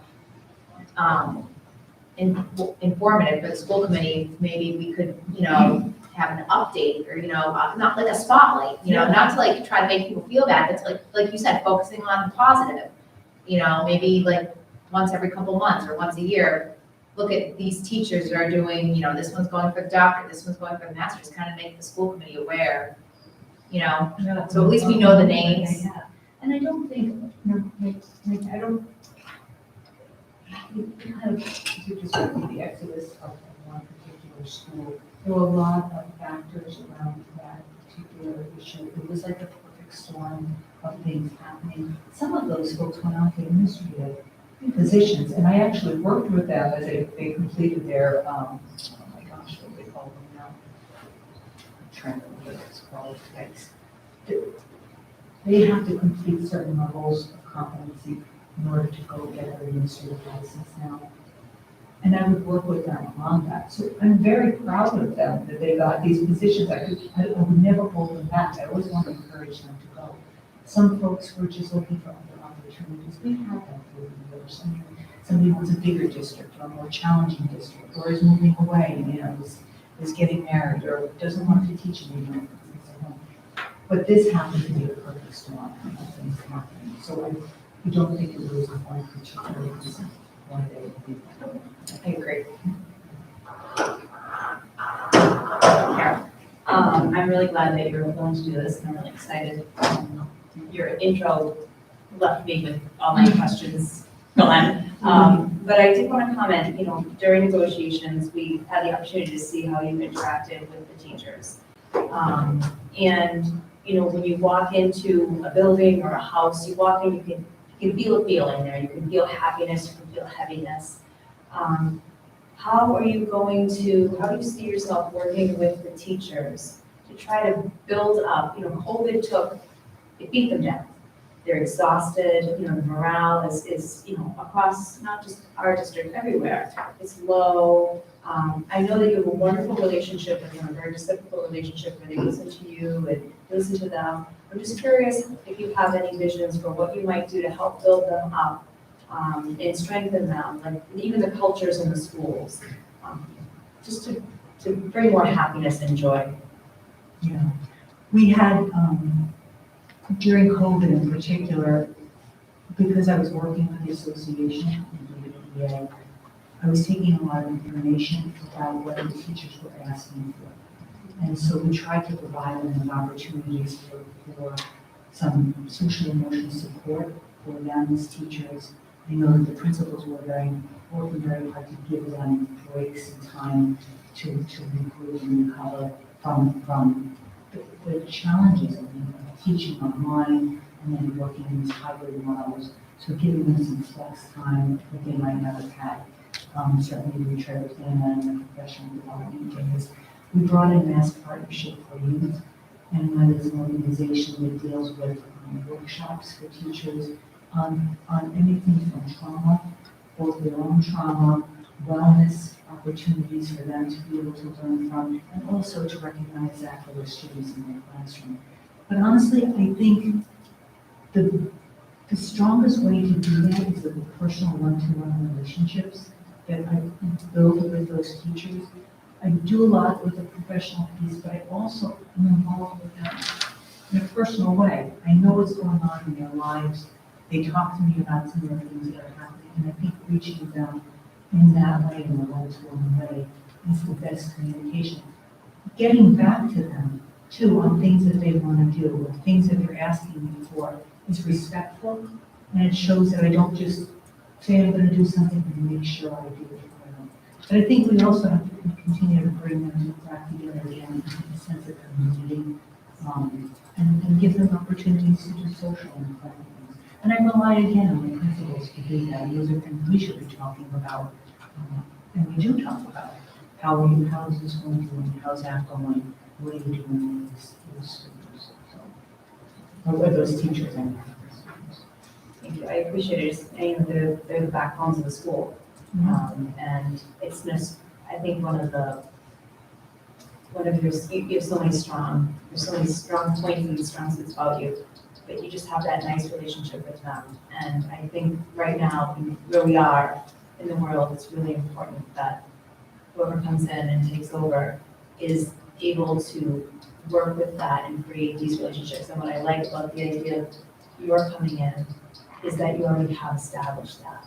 You have a nice rapport with them, there's mutual respect and understanding, and just hearing about the things that you were doing to support that group and the rest of the leadership team is just wonderful. I look, so two things about that, Lori. I look at that as a mess. So it's the team, and I don't get the credit for that. I'm part of that work that we're doing, and we do that together. So, and I think the other idea is that the teachers are not, they don't always love me now. You know, I recognize that. It's not like we're just a big love fest here and everybody's my eye with each other. They get mad at me, you know, I make them do things, right? I'll tell you, we go through this all the time. But in the end, I do think you come to an understanding of why these things are important to do. And just like working with families, and just like working with the kids, the teachers have to understand why we're asking them to learn what they need to learn to be able to teach. Why are we learning in our foundations? Why are we doing these literacy programs and teaching them about these skill sets? Why are we asking them to learn about new math concepts and skills? We have, Joey Flournoy spoke about that last year. We're changing the way we teach mathematics. Teachers have to know that, they have to be current. So sometimes when I ask them to make that change, it's a struggle. And sometimes a couple of years struggle. So, but I stick with it and we stick with it. And I think then we start to realize that we see the value of it.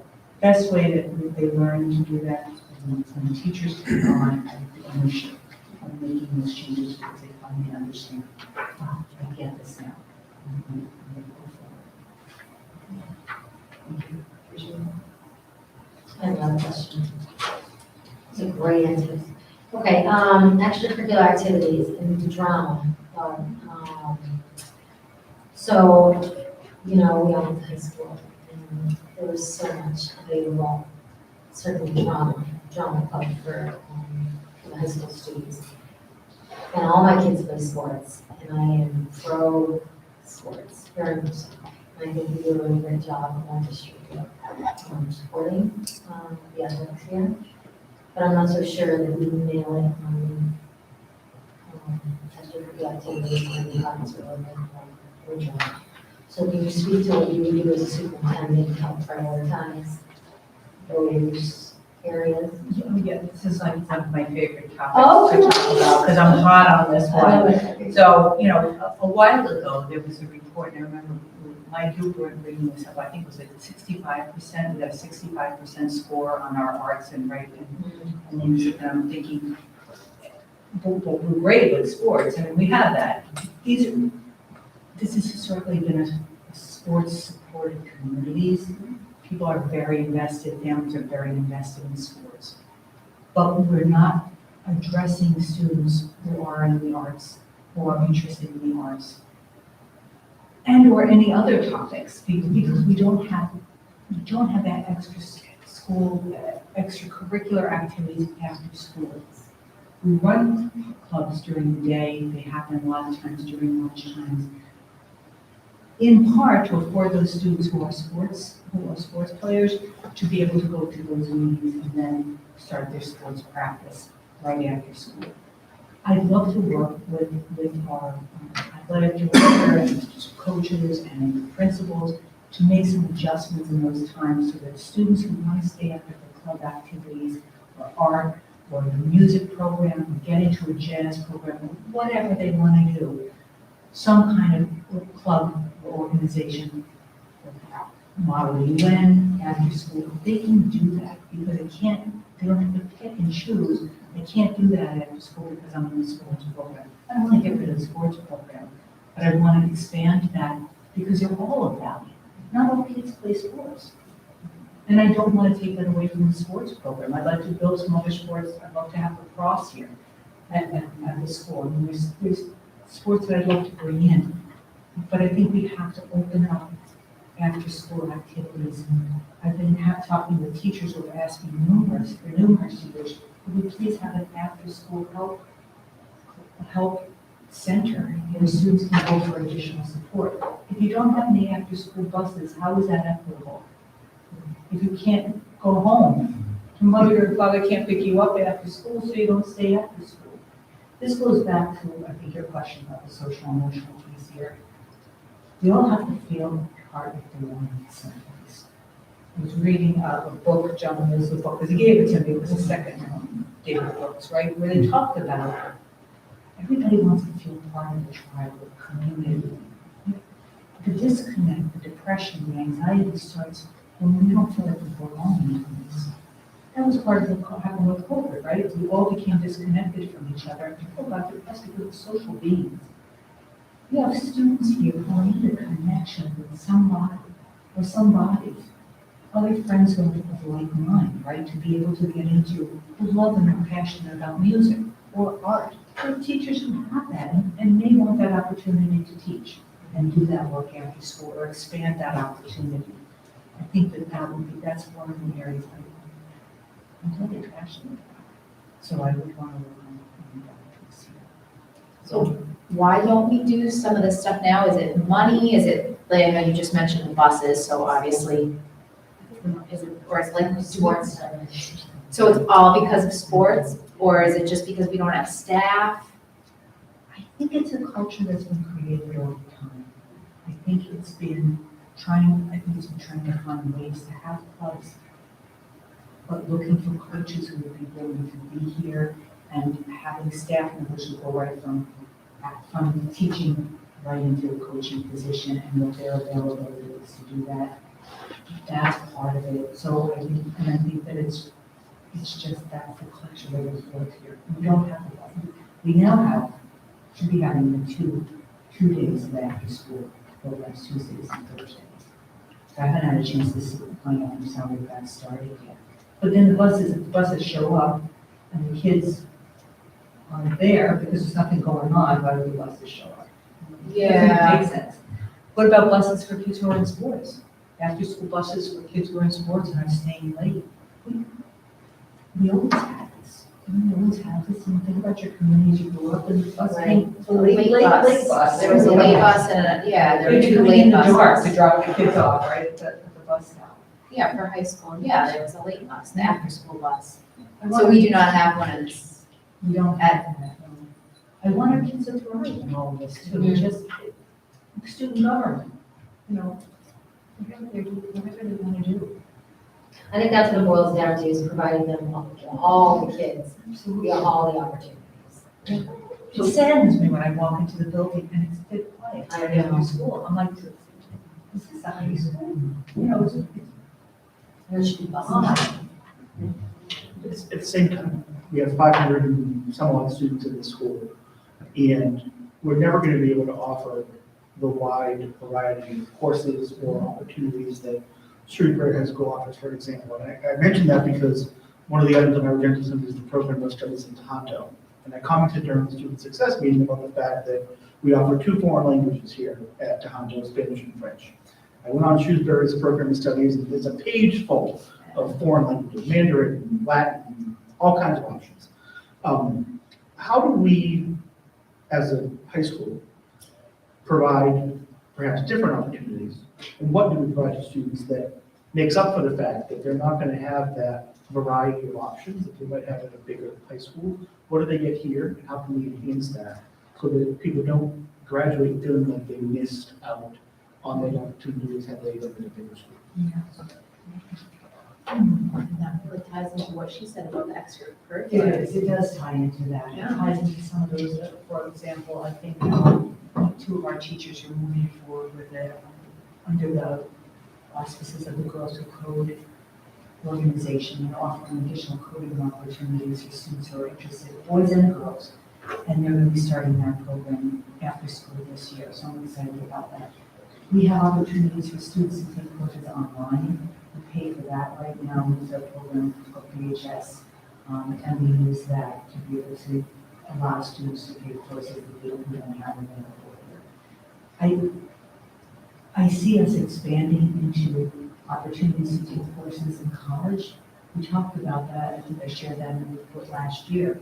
We have local colleges that are offering times for our students to go into coursework there as well. And an early kind of enrollment opportunity where they get the credit and they can either use it there in the future or pay it elsewhere in schools. So that's another way where they can get the kinds of course opportunities. I think that we can do some co-teaching models, and we're combining elective type courses that build like other opportunities where teachers have expertise and don't get to typically teach that course. One of the areas that we'd love to see in here now is environmental science. We have a teacher who would very much like to teach this.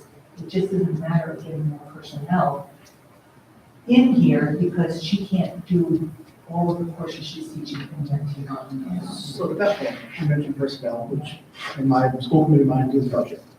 And as we look at some of the challenges we have across the district, I would certainly point the school committee member to the budget or the lack thereof as our biggest challenge right now in this district.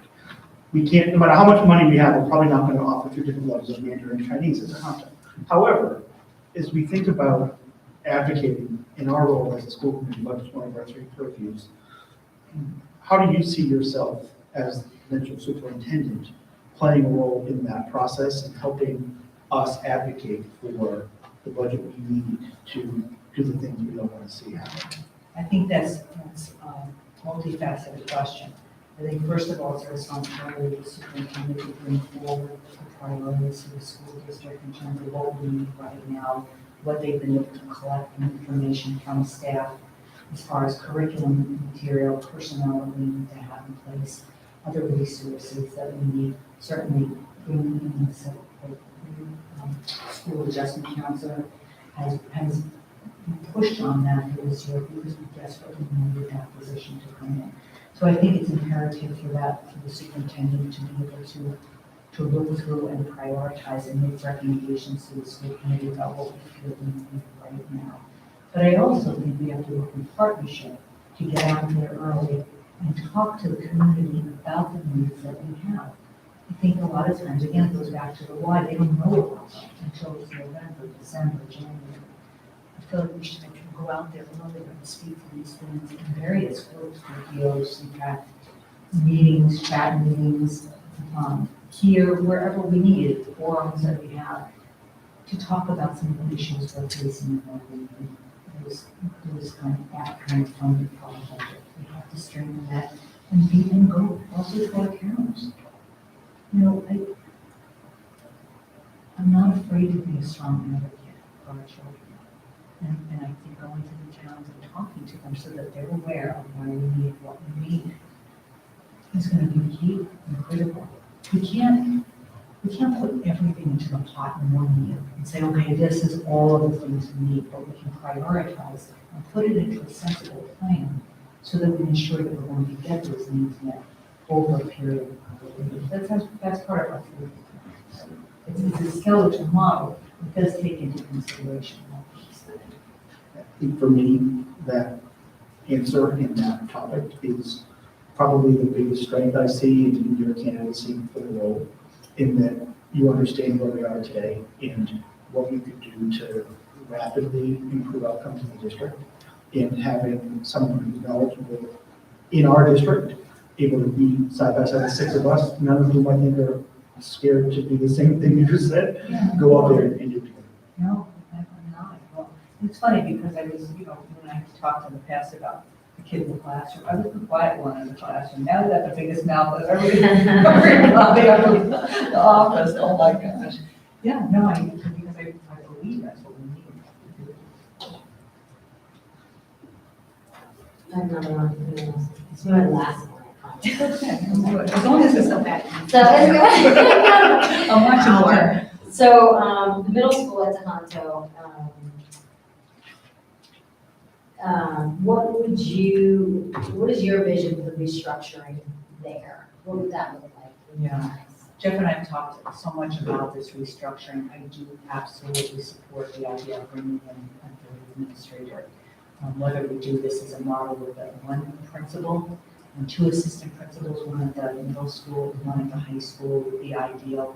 Well, we have one principal in middle school, one principal in the high school. We talked about that model as well. But I think I would go with if we can ensure and set the definition of those job descriptions so that the two assistant principals handle specific duties, handle discipline, handle scheduling, handle, they'll be doing evaluations as well, handling kind of the day-to-day operations of the school is going to take a lot off of that principal who spent inordinate amounts of time on topics and things that he or she should not be having, listen, not having to deal with, but not having to be in the trenches dealing with.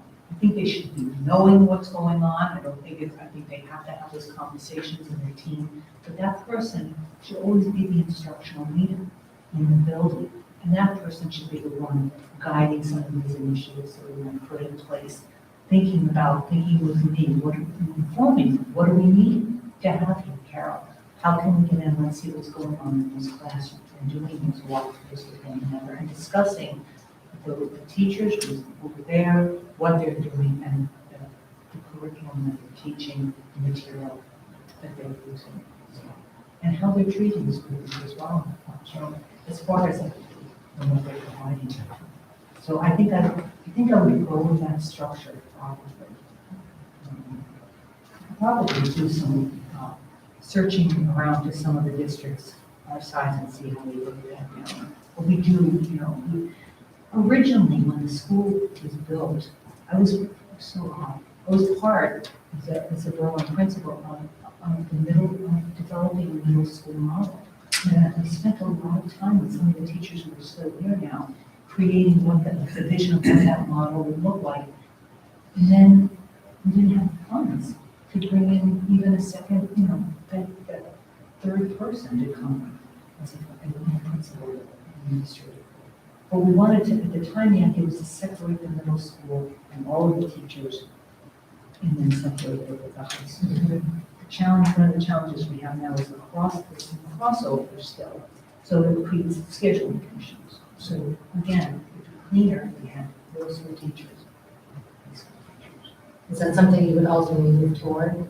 I'd like to explore it, absolutely. I would very much like to. I think it's very hard for the teachers to do. Truly, she did. She sure did. I can hear him. I can hear my Jeff. Yeah. Carol, at the end of the day, we're hiring a CEO, right? The board's hiring a CEO to run the district. The buck stops with the CEO when it comes time to do that. And I think you've worked with how many superintendents since you've been here? 6. So 6 superintendents in how many years? This is my 15th year. 2 of them were interim, so I had that. Well, one I had for a year when I had it. And prior to that, when you were in Shrewsbury, other superintendents and principals, we've worked with a number of educational leaders in your career. As you think about the different administrators you've worked with and the leaders you've reported into, are there any specific things you would take away from their styles and do similarly? Or any things you would try to do differently than what we might have seen some of those other leaders do? And I specifically think about, you're a very friendly and personable and nice person, but there are times when the superintendent is going to need to put their foot down, put a fist on the table in certain situations. And so, how would you evolve yourself as a leader over that period of time? And how have you taken learnings away from the superintendent you've worked with? So. Not just Jeff, by the way. See how I worded that? Not just Jeff. A couple of things. So. You guys want to take it? Be afraid, be very. We have a shared story. I have taken away a lot of lessons from watching the superintendents and value what I've learned from them, the positives and the negatives of these individuals. We're all human. We're all have our strengths and our weaknesses, styles that are definitely different than my style. And I'm very different from Jeff. And that's one of the things that made us work together, I think, well, because we see things from different perspectives. And we're not afraid to go after things that we believe in with each other. And he, they both laugh because they've heard, Not always nice. They run, when they, no, they see a look in my face and they're like, you better go. Yeah, I don't, I'm my own person. And so I think but the qualities I've taken, I think that stand out for me the most are respect for individuals, all individuals, children, parents, teachers, everyone. We have to be respectful to one another, we have to be fair to people. We have to do what we say we're going to do. And I think we have to be good listeners. I think we have to be able to hear what people are saying and make informed decisions. Sometimes we have to make a quick decision. Geez, Jeff made 1 million quick decisions. Yeah. Or, so you can't wait around sometimes to decide what you're going to do, and you have to know those times when you have to do that. And that's hard, that's scary, because you're on your own with those. I feel like I have enough experience to be able to do that at this point, or I would certainly run that by somebody like Jack or somebody like other folks that I'm close with in leadership positions. And then sometimes you can take your time. Sometimes you can get a lot of feedback from different people and collectively get their ideas and gather them and make a decision. There's an informed decision. Depends on what the issue is and what's happening.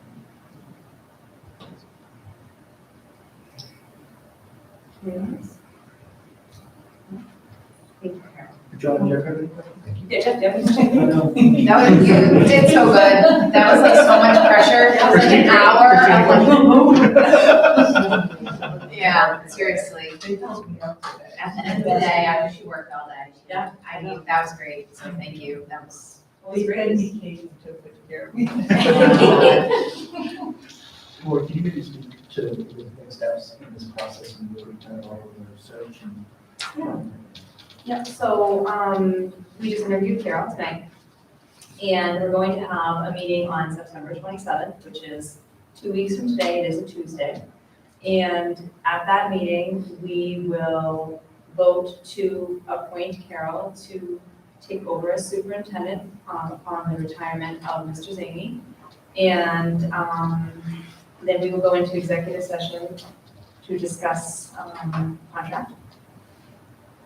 And in between, we're looking to the community to give us their feedback and to let us know how they feel, and if there are questions that they feel we should have answered. We absolutely welcome those.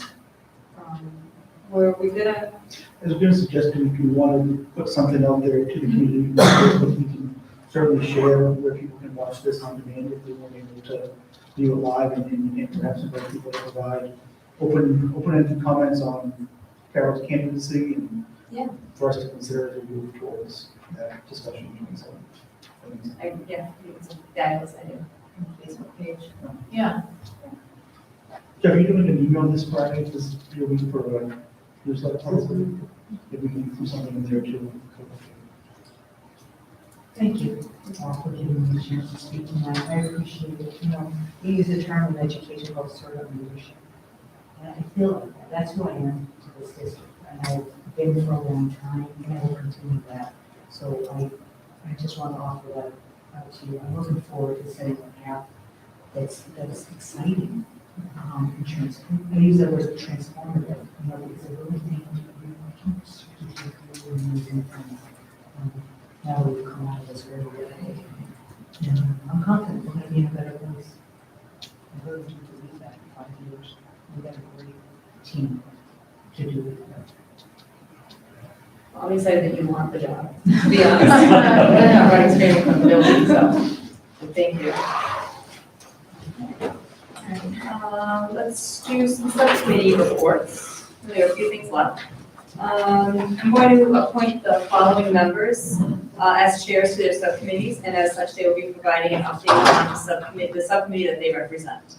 So, Mr. Wilbur, I'm going to appoint you to be the chair of the Budget, Facilities, and Safety Subcommittee.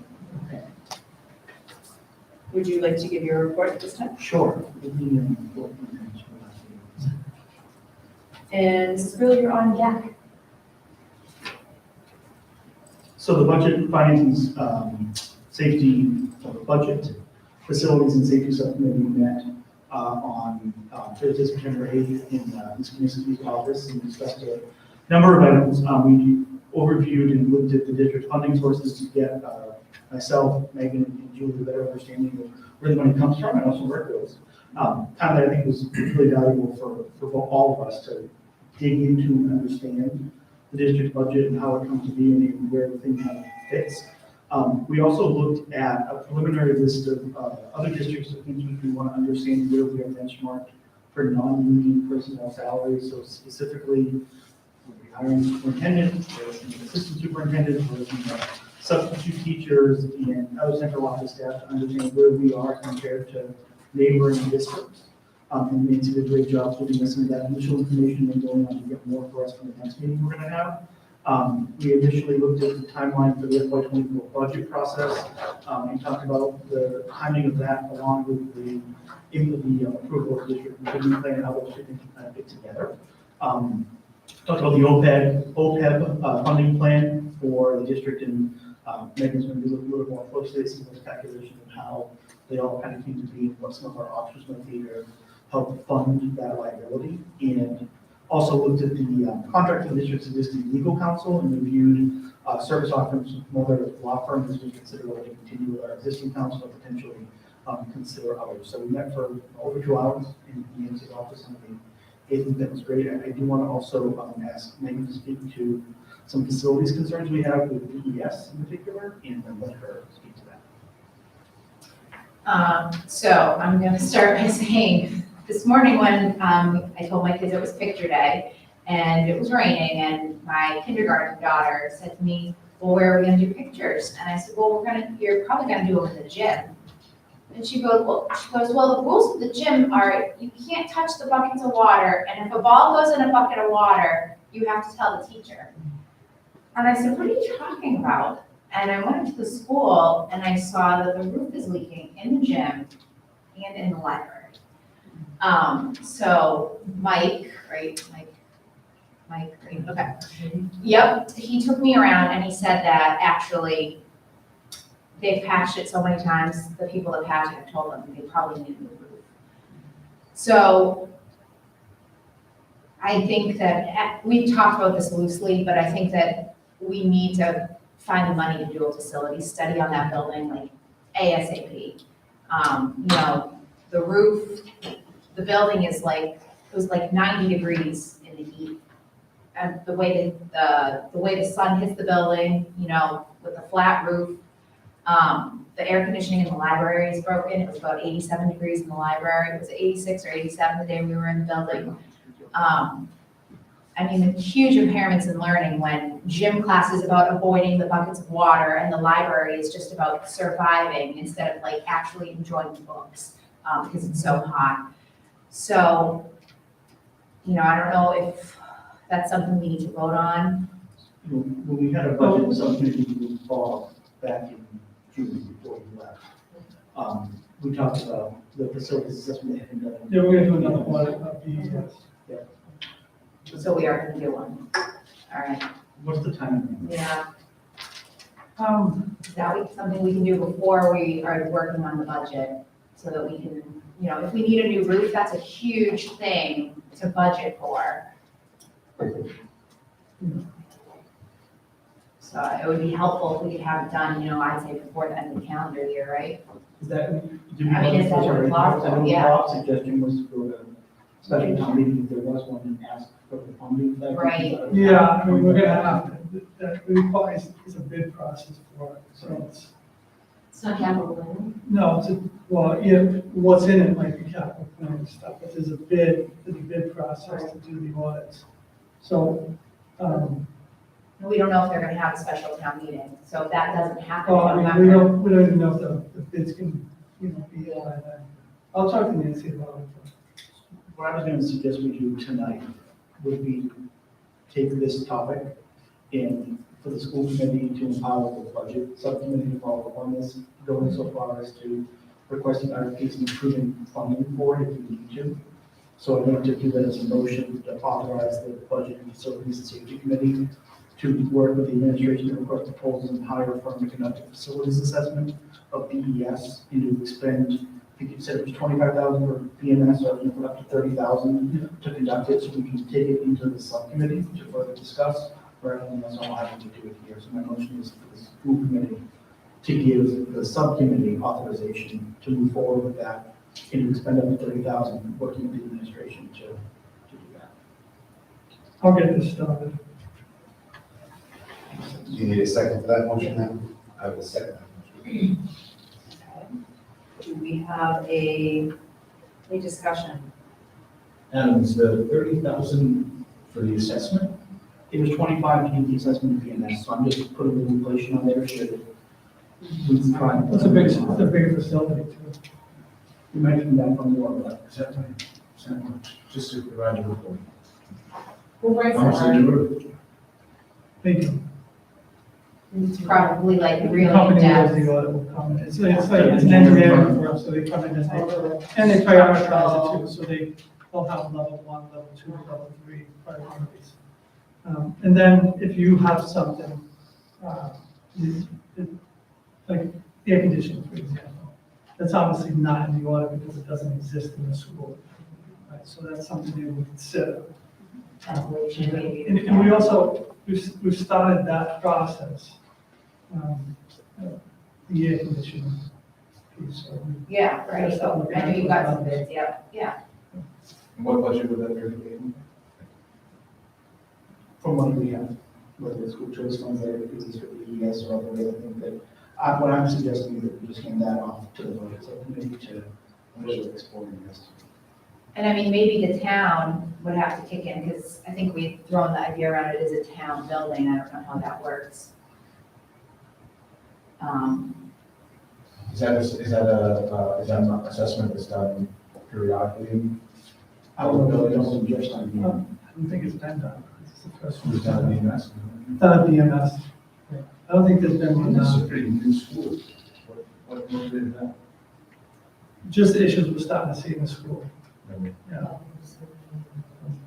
Wasn't the roof that- Well, Here too. yeah, well, it started with the gym over the stage. That's right, yeah. So that was a capital, that was a big capital item. But it started with that piece. But it has a number of little issues going on. The teachers, there was a mold issue in the building the teachers complained about. So there was some ongoing issues there to begin with and stuff.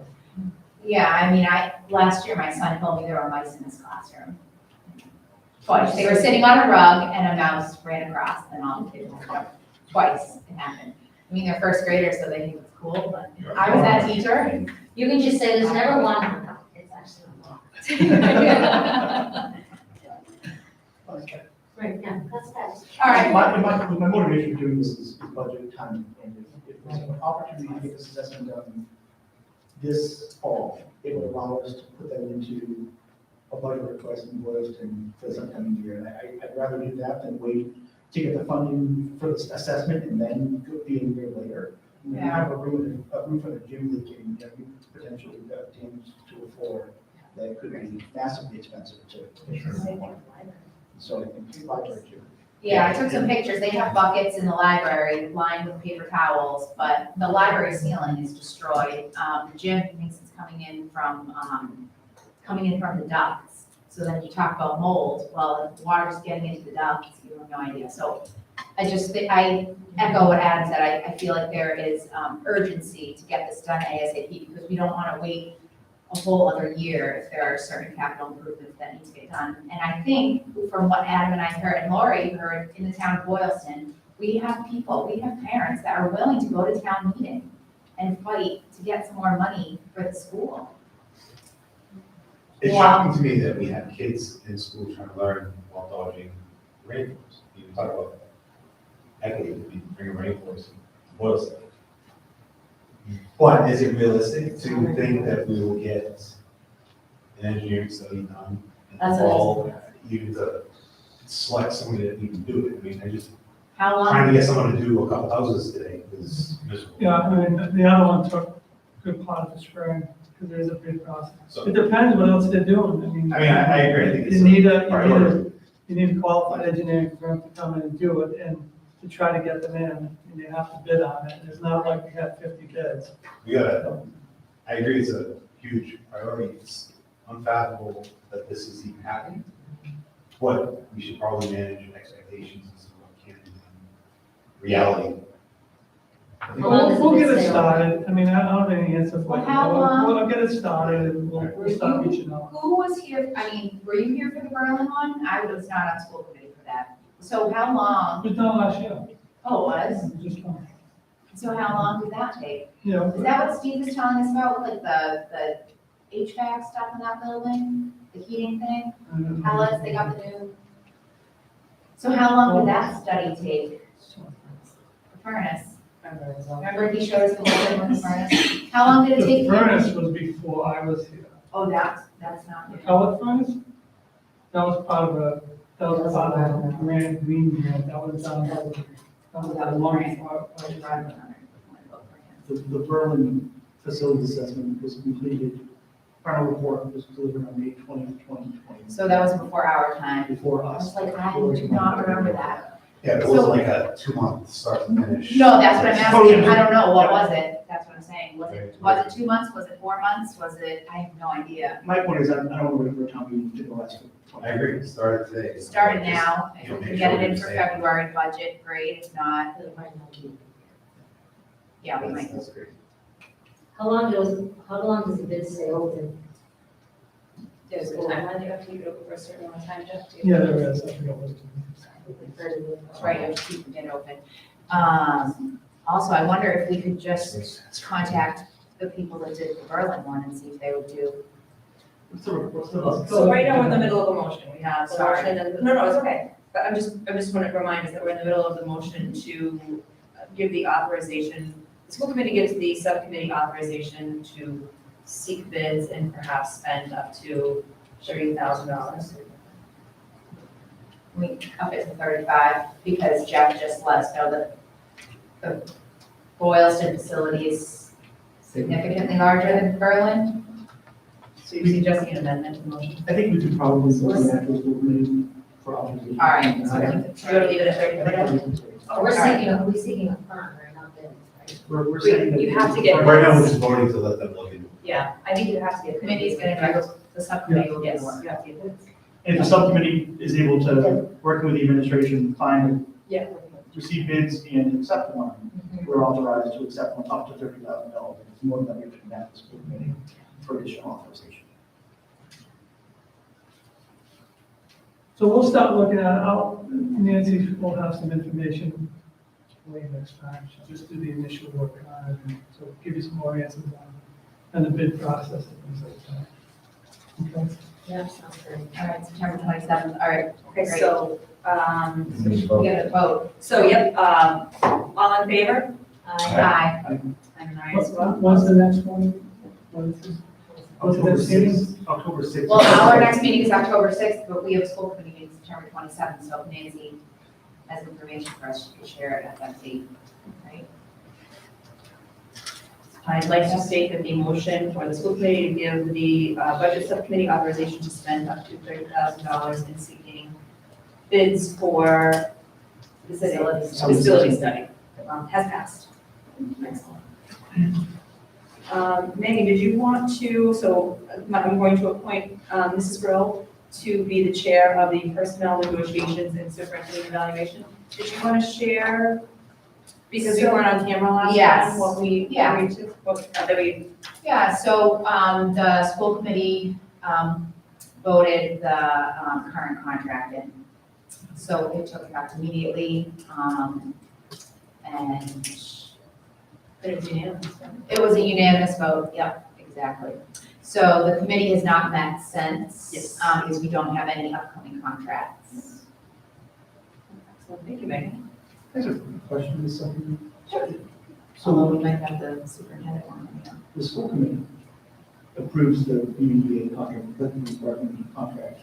We talked earlier today about the paraprofessionals. Is that school committee too, or is that superintendent that deals with those? We would recommend an increase if we're gonna have, no, because it's not they don't bargain, it's not a bargaining unit. So, it's it's sort of they'll come and negotiate with the superintendent, but if we wanted to change the salaries, we would come to you, because it's a budget item, it affects the budget, to say, we're recommending that all of the steps increase by 5%. So as a school committee, the only contracts, employment contracts where we have. All the school As superintendent and the school, and the teacher. And the business manager. And you technically do with the assistant. Sign up on those, right? Yeah. Thank you. For the policy and school committee effectiveness, I'm going to appoint myself as the chair. And I'm going to give a policy update. I'm going to start with our COVID policy, which we reviewed, and I'm going to ask Mr. Topman to speak to that. Yeah, we reviewed the policy EDCFA, and we actually had it tonight for both the first read and a vote. The only thing we changed in there is there was a line, the second paragraph, line read, vaccinations are the best protection against COVID, and mass has among the highest vax rates for young people, and is a national leader in overall vaccination. We discussed this. We didn't feel that this belonged in the policy any longer, for several reasons. One, it reads as a statement of fact. When you hear that, it sounds like we're making a statement of fact. We don't know that it's a statement of fact. We don't have the resources to continually research whether or not Massachusetts is a leader, whether or not vaccinations are the best, or any of this other language that's in here. So we don't have to spend any future time on this. We just want to strike that from the policy, leave everything else as is. As that this language came from the DC notification, the memo they sent out at the time, and it just was left in there. But we felt that it was time to just move past this and start getting everything else moving forward. So that's up for a vote tonight. Do you want to continue onward, or do you want to places? Sure. Did you want to talk about ACAB? Yes, so the sexual harassment policy that we voted on and approved several meetings ago, there were some questions that came up as the language in there. We discussed that, and we didn't feel it was right to make those changes on our own, so we referred them all to the legal counsel. They actually got back to us yesterday, I think. And so we got their responses up there in the draft for you guys to look at, the updated policies up there to look at. It's not on the agenda tonight, just because I don't think we knew when we were getting those answers back. So we put it on the agenda next time for reading and vote, or it's out there for you to look at now. And then we also updated our bullying policy to match the current policy that the MASC has suggested. Mrs. Lee, I know you had some questions regarding the policy, which we can discuss when we go into the votes. Yep, thank you. They were really good, and very good comments. And I'm going to appoint Mr. Topman to be the chair of the Student Success and Technology Committee. Can I say one thing to policy, I'm sorry? Yes. So can I ask you guys to, look at the electronic policy, cell phone policy? That's a rule, Hanjo, I agree with you about how the high school kids can use cell phones in the cafeteria. They can use them at lunch. Yeah, It's allowed, and it's allowed in transitioning between classes. Yeah, I disagree with that as It's well. disappointing. So are they able to look at school policies? So, the policy subcommittee, what does that mean? I would like that. Are they able to though? 'Cause I agree with you, What is Julie. that? Like Mike and Laurie. Yeah, I think about. Are you asked Jeff? I'm not sure it's under our purview. That's what I'm You want asking. to put a policy in about cell phones? Yeah. Well, like I read, Hold on. That's, Is there a that's. certain policy, Julie, that you're referring to, like an actual certain policy? Because 90 policies in place to run the schools. Well, Jeff, Well- right now, there's not any research pointing to cell phones being beneficial in kids' hands, everything's pointing to the exact opposite. We talk about mental health and wellness, and every research is pointing to that. And it's disappointing that our high school would allow cell phones to be used at lunch and in the hallway transitioning.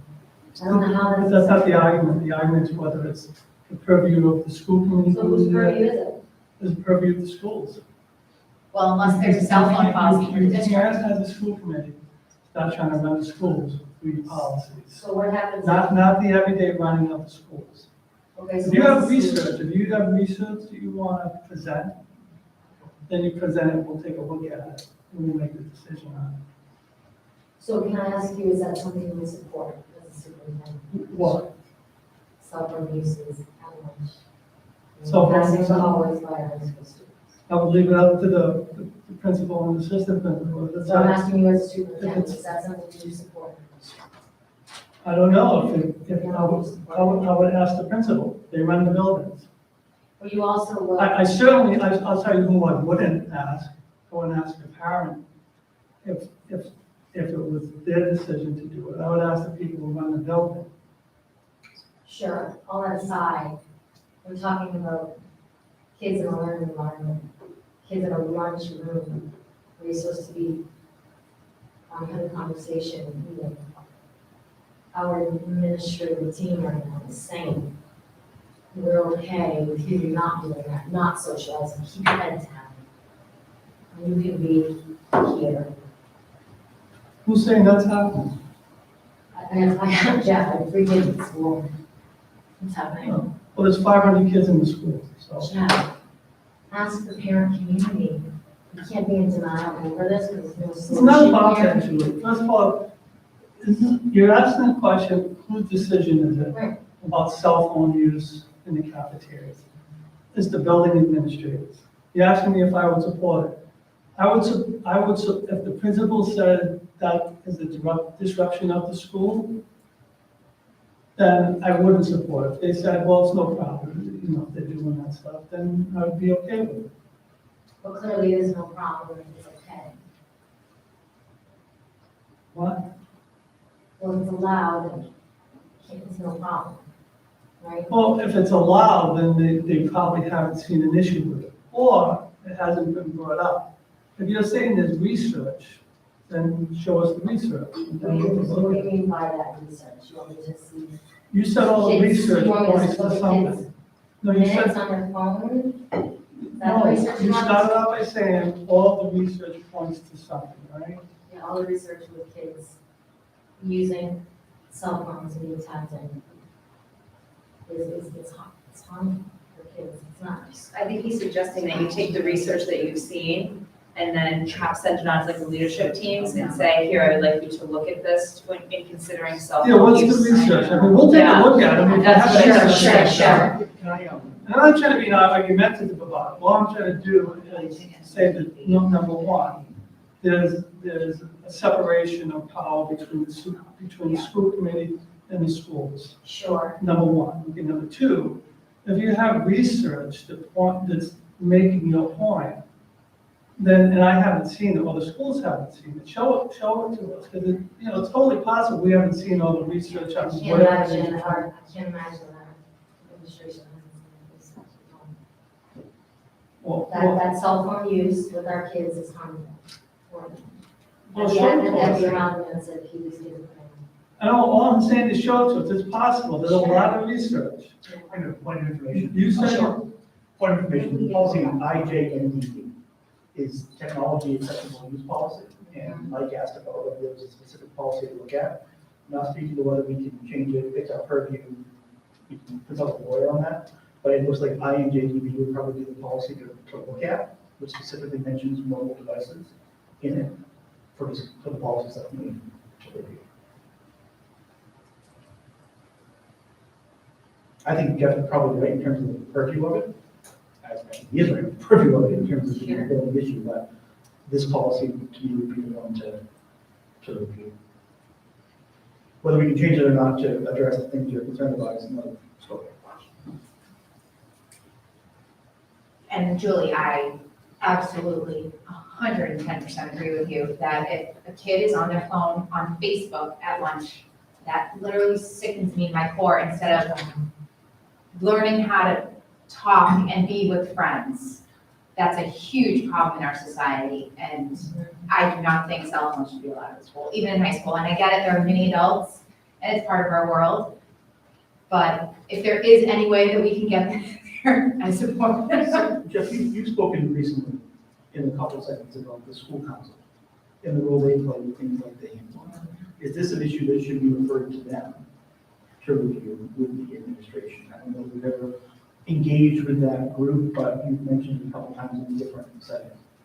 Yeah, I mean, they deal with all of those issues, and they deal with the handbook, so that's, if you have those kind of issues, it should go through the school council. That's what they're there for. And again, if you gotta decide what your role is gonna be. You make general policies, but it's not to say, well, listen, my kids say, and not specifically you, Julie. Sure. My kids say this is going on at school, and I want this policy changed to reflect that. Now, if you're on, you know what I mean? So, but if you're on the school council, they review the student handbook. And so that's where that stuff can come in. Because they can take a little more of a personal look at it, because that's really their job to kind of investigate what's really going on in the school. But they do it with students, and they do it with administrators. And so there's a different kind of discussion that happens to say, okay, this is what we hear is going on. Is this what's going on? We hear this and that. And then the administrators will say, well, yeah, this is going on, and we let it happen because of X, Y, Z, or we don't let it happen because of X, Y, Z. And so that's how those changes get into the student handbook. So that's the place to have those kind of discussions, because there's an administrator there. They're just saying, well, do you as a superintendent support it? I don't support it or not support it because I don't have enough information. So that's the discussion you have, that a school council has with a group of students and with the administrators and the parents. So they can all discuss it, because then as kids, will say, well, that's not happening, or it is happening, whatever the issue, maybe not cell phones, maybe something else. And that's how those things get changed in the student handbook. This isn't the format for that stuff. It just doesn't. One of the things that the student success And I'm committee, not saying you're wrong about it, I'm just saying it's not the format.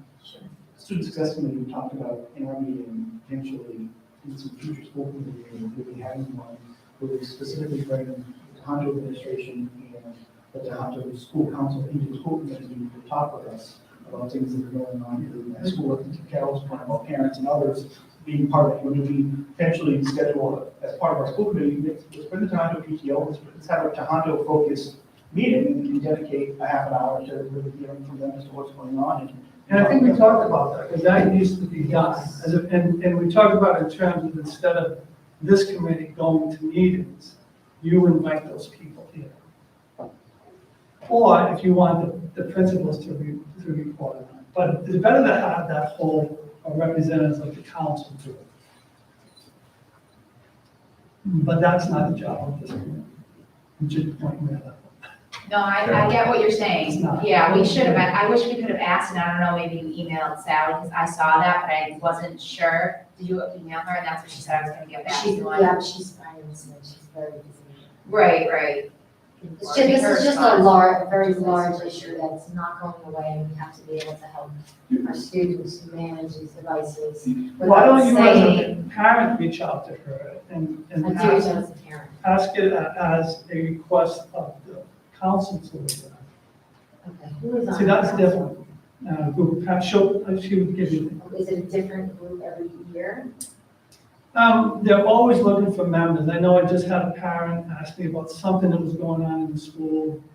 I can't remember who it was. But my suggestion was, if you feel that strongly, get involved, get on the student, on the council, which I believe they did. Yeah. So Okay. that's the place for that stuff. So you can, as a parent, as opposed to this form, say, is this something you can refer to your council to look at? Okay. And they could come and present. Then you can ask To it the committee. as a committee, as this committee, to Yeah. have that committee come and Yeah, present. yeah, That's different. That's a different process. right? yeah, that's a good one. Yeah, Let me know if I can help you with that, because I wholeheartedly agree, even though I only have little kids, but I've seen a lot of done a lot of research, seen a lot of studies on how toxic social media is. It also comes into a point that we've read several points in the superintendent survey feedback about bullying and harassment. Yeah. And that's where I think it probably becomes the biggest problem. One thing to distract students during the classroom, it's another thing if it's a tool for bullying and harassing students. That's a concern for us. Yeah, right, I've heard a lot of people talk about TikToks and photos being taken of other students in the school and posted on social media without other people's consent, and Just a point, there's a paragraph in the proposed bullying policy that discusses that. okay, Take a look. all right, good. Yeah, I saw that cell phone thing earlier and I was just Mr. Topman, did you want to give your report on student success and technology? Sure. Thank you. So we did meet yesterday, I think. I'm going to take this. I don't know. We met. Well, I do know, It's been a long like, school couple of committee days. meetings have always been on Tuesdays, they will continue to be on Tuesdays. So if anyone who's confused the meeting, we will know they're on Tuesdays. This subcommittee met recently. We met with Carol, and Paul was there too. We had a few things on the agenda. We didn't get to all of them. We spent a lot of time talking about the district improvement plan, and Carol told us more information about this portrait of a graduate idea, which, I mean, I'm really on board with that. I think we need to start with that and develop, I'm sure that's how it works. You start with that and then develop the improvement plan around it. That will come, I guess, in time. So we spent a lot of time talking about that. We did talk about equity. I kind of brought up the point where I'd like to see more equity between the two elementary schools, and I think I've mentioned that before in these meetings.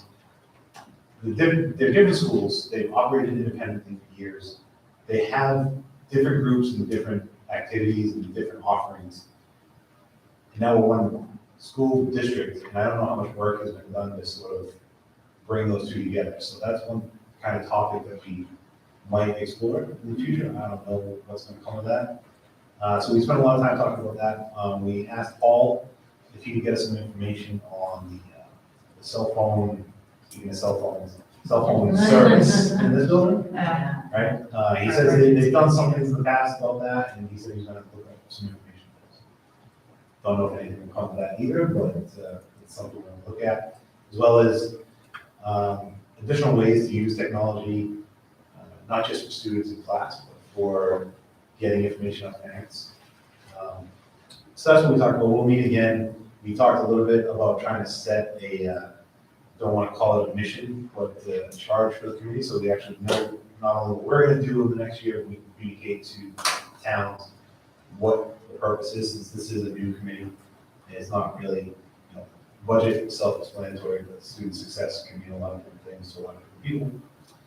So we will meet again probably in October, and go from there. Excellent. All right. We are going to move on to, or almost done, new business. Can I have a motion to approve the Tohoto High School Program of Studies? Anyone? I'll move it together on the table. Yep, that's all I need. Adam, can I have a second? Second. Okay, discussion. Sorry, so the program of studies. Yep, it's this big document. 74 pages. Details of course The handbook? It's a, selections. yeah. Details of course selections and descriptions of all the classes offered in the fall. Yeah. It's not the handbook. Yep. All right. Jeff, can you, I don't remember us doing this last year. So, what role do we play when it comes to approving this? What, I don't remember we did this at this time last year. What's the program study? Yeah, Yeah. I never, the first time I saw it was when it was on this agenda. Yeah. I didn't know We that. don't have to approve it every year unless there's a change to it. It's done in the fall though, I think. I mean, not, it's usually done in the spring, isn't it? Usually, this course just came up with the transition for me. So there is a document in the drive that just shows just the change, everything else remains completely the same. So that's why it's. Just for the one course? Yeah. Can you, the question I've had on this is, sounds like this program study would be something for us to revisit after that whole corporate graduate process takes place, to see whether that is in line with the outcome we're looking for. as student graduates. I mean, this committee should look at it because you knew. whether there's a change or not, you should look at. Plus, as Chrissy said, there was some costs, and then one cost I think you'd be interested in is the, what's the cost that we were asking Megan about? What's the name of that cost for the high school? This tools for living. Tools for living, tools for living. Yeah. Yeah, no, yeah, that's something about that. But we have teachers teaching that, and just sent us their curriculum. I was interested in that too. So I would suggest, even if there weren't new costs, it's a new committee. And if you're gonna expand programming and do any of that stuff, which we should be doing in the next few years, you should make yourself familiar with that. Because that's one thing that is, it certainly is in your purview, and you should be looking at that. Yeah, Jeff, I hear you what you're saying there. The confusion I had was when I opened the agenda Friday to look at this. It was the first time I'm coming across this 74-page document. And nobody's presented to us, nobody's talked to us about nobody's, okay, so we have to vote on this change. I don't know if Well, usually principal would come in, that's why it's done on the floor, because that's when they're gonna decide if there's gonna be new costs, and then they schedule. So, the principal would say to you, here are the new selections for next year, for you to take a look at it to vote on. However, you're a new committee, so you haven't seen the documents to begin with, so since that's not really done until the spring, this would be the time to. So to look at it, but it's on the agenda for a vote. Should we table that until we have more information about this? That's the Yeah. motion. Why did not? There was a motion. No. This is when we, at the high school site, I thought Adam as an made a motion addition, to and I table believe this. they're already running the course. Is it for this current academic year, for the rest of the end of course, or is it for next year? She said she thinks they're already running the This course. this should have been given to us in the summer then. Thing being run. Why, they should have sent this to us in the summer. So, Like that's just- with the I just transition. received I'm sure, it. yeah, maybe. No, yeah. yeah, My so, guess is with the transition. it so they probably lost. selected courses up in the That makes winter, sense, Laurie. kind of late winter. And then they present them to the school committee, and then as changes to the book, and then you vote on it. And, before they schedule, because they schedule in the summer, so that's the Too late. timeline. So you're most likely, and I didn't see it, I'm sorry, I didn't see it, but you're most likely seeing courses that are already running. Yeah. So, and you should, because you vote on it, that is when you jump to vote on it, you should see it before they run. So, and probably, you're right, probably as part of the transition. That was in a vote in the spring, was it? Yeah, so I think you just got a sequence with it, so. So the motion right now is I to think what vote. you could do now, maybe, is have the principals, when, next time they're here, present on the changes, so you're at least familiar with the new courses, so you can ask the questions. Yeah, typically this is done in the spring, Yeah. before the courses are implemented. Yeah, the vote now is sort of symbolic, but it shouldn't be, it should be something, again, I think it's probably something we just missed in the transition. What is the motion, Sarah? Wait, can I ask a question? So when we come to vote, we're voting on the two additions or the whole document? Yeah. You vote on the document. The document, yeah, and Just like when you vote on the negotiation, the contract, Yep. you vote voting on the whole contract, even though there was just some changes. there's just that one change Okay. in this. Yeah. So the tools for living, and then I see the math. There was a math one, so that was, Yeah, they math. just added two courses. Yeah. I mean, So did we want to table this and have them come in and speak to us? How is the? I mean, they're already doing it, so what does it matter? I mean, Well, my suggestion is, given it's involved, you probably should know about the costs, and that's something you want to know about, because it's your vote, so.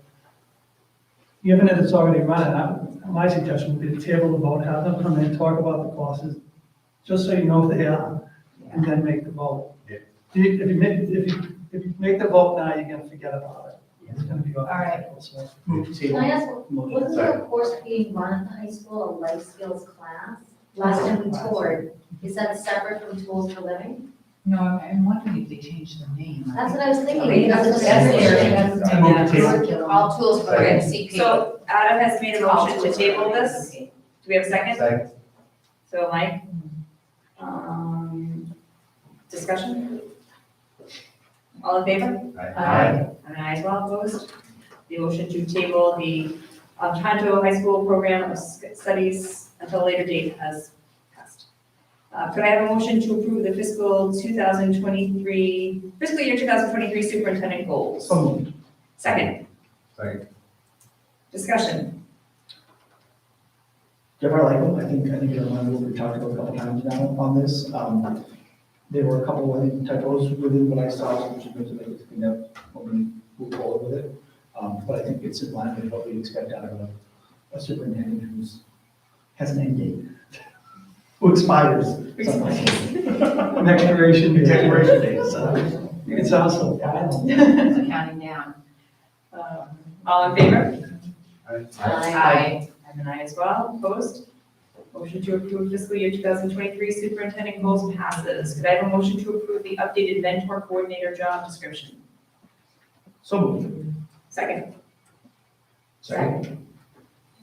discussion? All in favor? Aye. I'm an aye as well. Opposed? Motion to approve the updated mentor coordinator job description passes. JICFB, the bullying prevention, is a first read. Are there any comments on either of these documents? I do know that Mrs. Lee had some comments she put within the document. Julie, did you want to speak to those right now? I can find them now. I don't know. I'll start by saying, Okay. you highlighted something that you said it was a very important piece of the policy and one the community should know about, so while you look it up, I'll read it out loud. Yeah. Bullying and cyberbullying are prohibited at a location, activity, function, or program that is not school-related or through the use of technology or an electronic device that is not owned, leased, or used by the Berlin-Boylston School District. If the act or acts in question create a hostile environment at school for the target, infringe on the rights of the target at school, and/or material and substantially disrupt the education process or the orderly operation of a school. Yeah, the reason I made a comment on that, I think it's important for the community to understand that this policy is in place, this is outside school-related functions, activities. Yeah? Is there an existing policy? Or is it brand new? No, there's an existing policy. This is the MASC version. Does anyone have any opinions about that, or do you feel it's?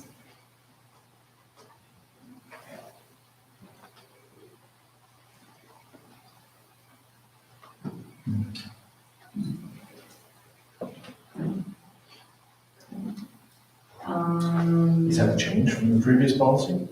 Can you compare numbers? Yes, it's, there are changes. I believe they're fairly close, but ours is dated 2018.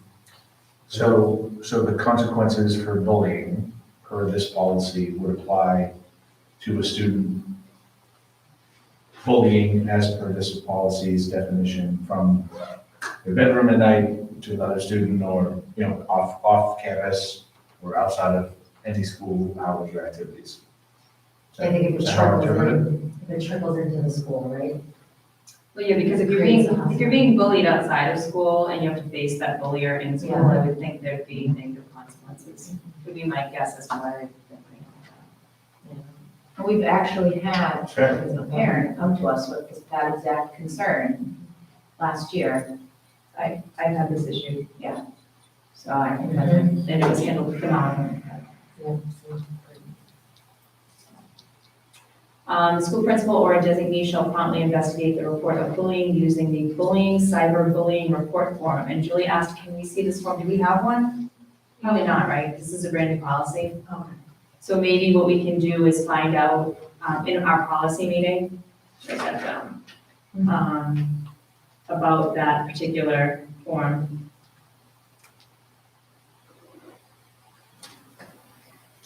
I can also find out from other districts. And it says annual training shall be provided for school employees and volunteers who have significant contact with students in preventing, identifying, responding to, and reporting incidents of bullying. And Julie asked a really good question. She said, what annual training does the BBRSD staff receive? Now, granted, this is a new document, so they wouldn't have received it in the past, but is there anything that we're currently doing that would Yeah, speak they're to that? required to take annual online building training. Excellent. Does anyone have any other comments about this first read? I'd be interested in potentially having the school committee go through that training as well. I agree. Good idea, actually, that's a great idea. Do they also do like a sexual harassment one for teachers? I'm just reading. Okay, so that was the first read. Our new COVID policy is both the first read and a vote. If the discussion is necessary, we can do that once the motion and second are made. Could I have a motion to approve the updated COVID policy? So moved. Second. Discussion? All in favor? Aye.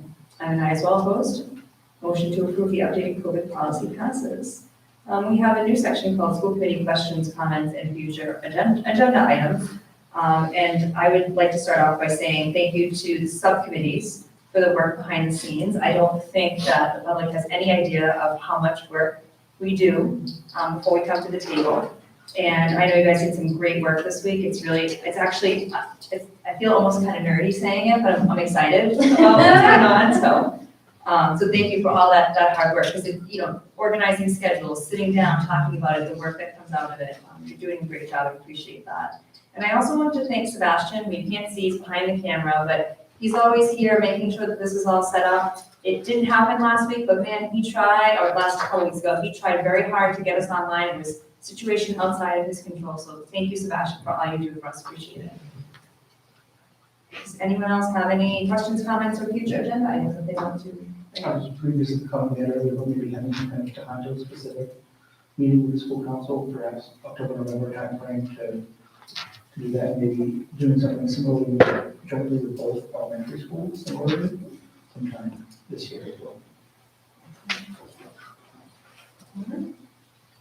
Our upcoming meeting dates, we are having one obviously on September 27th, and that is going to be to vote on the appointment of Mrs. Carol Costello as the superintendent upon retirement of Superintendent Chelsea. We also have an October 11th meeting, and we'll have an October 25th one if needed, but hopefully we will get all of our work done. Smooth sailing after that. Can I motion to adjourn? So All in favor? Aye. And I as well. This concludes our meeting. Good night. graduation.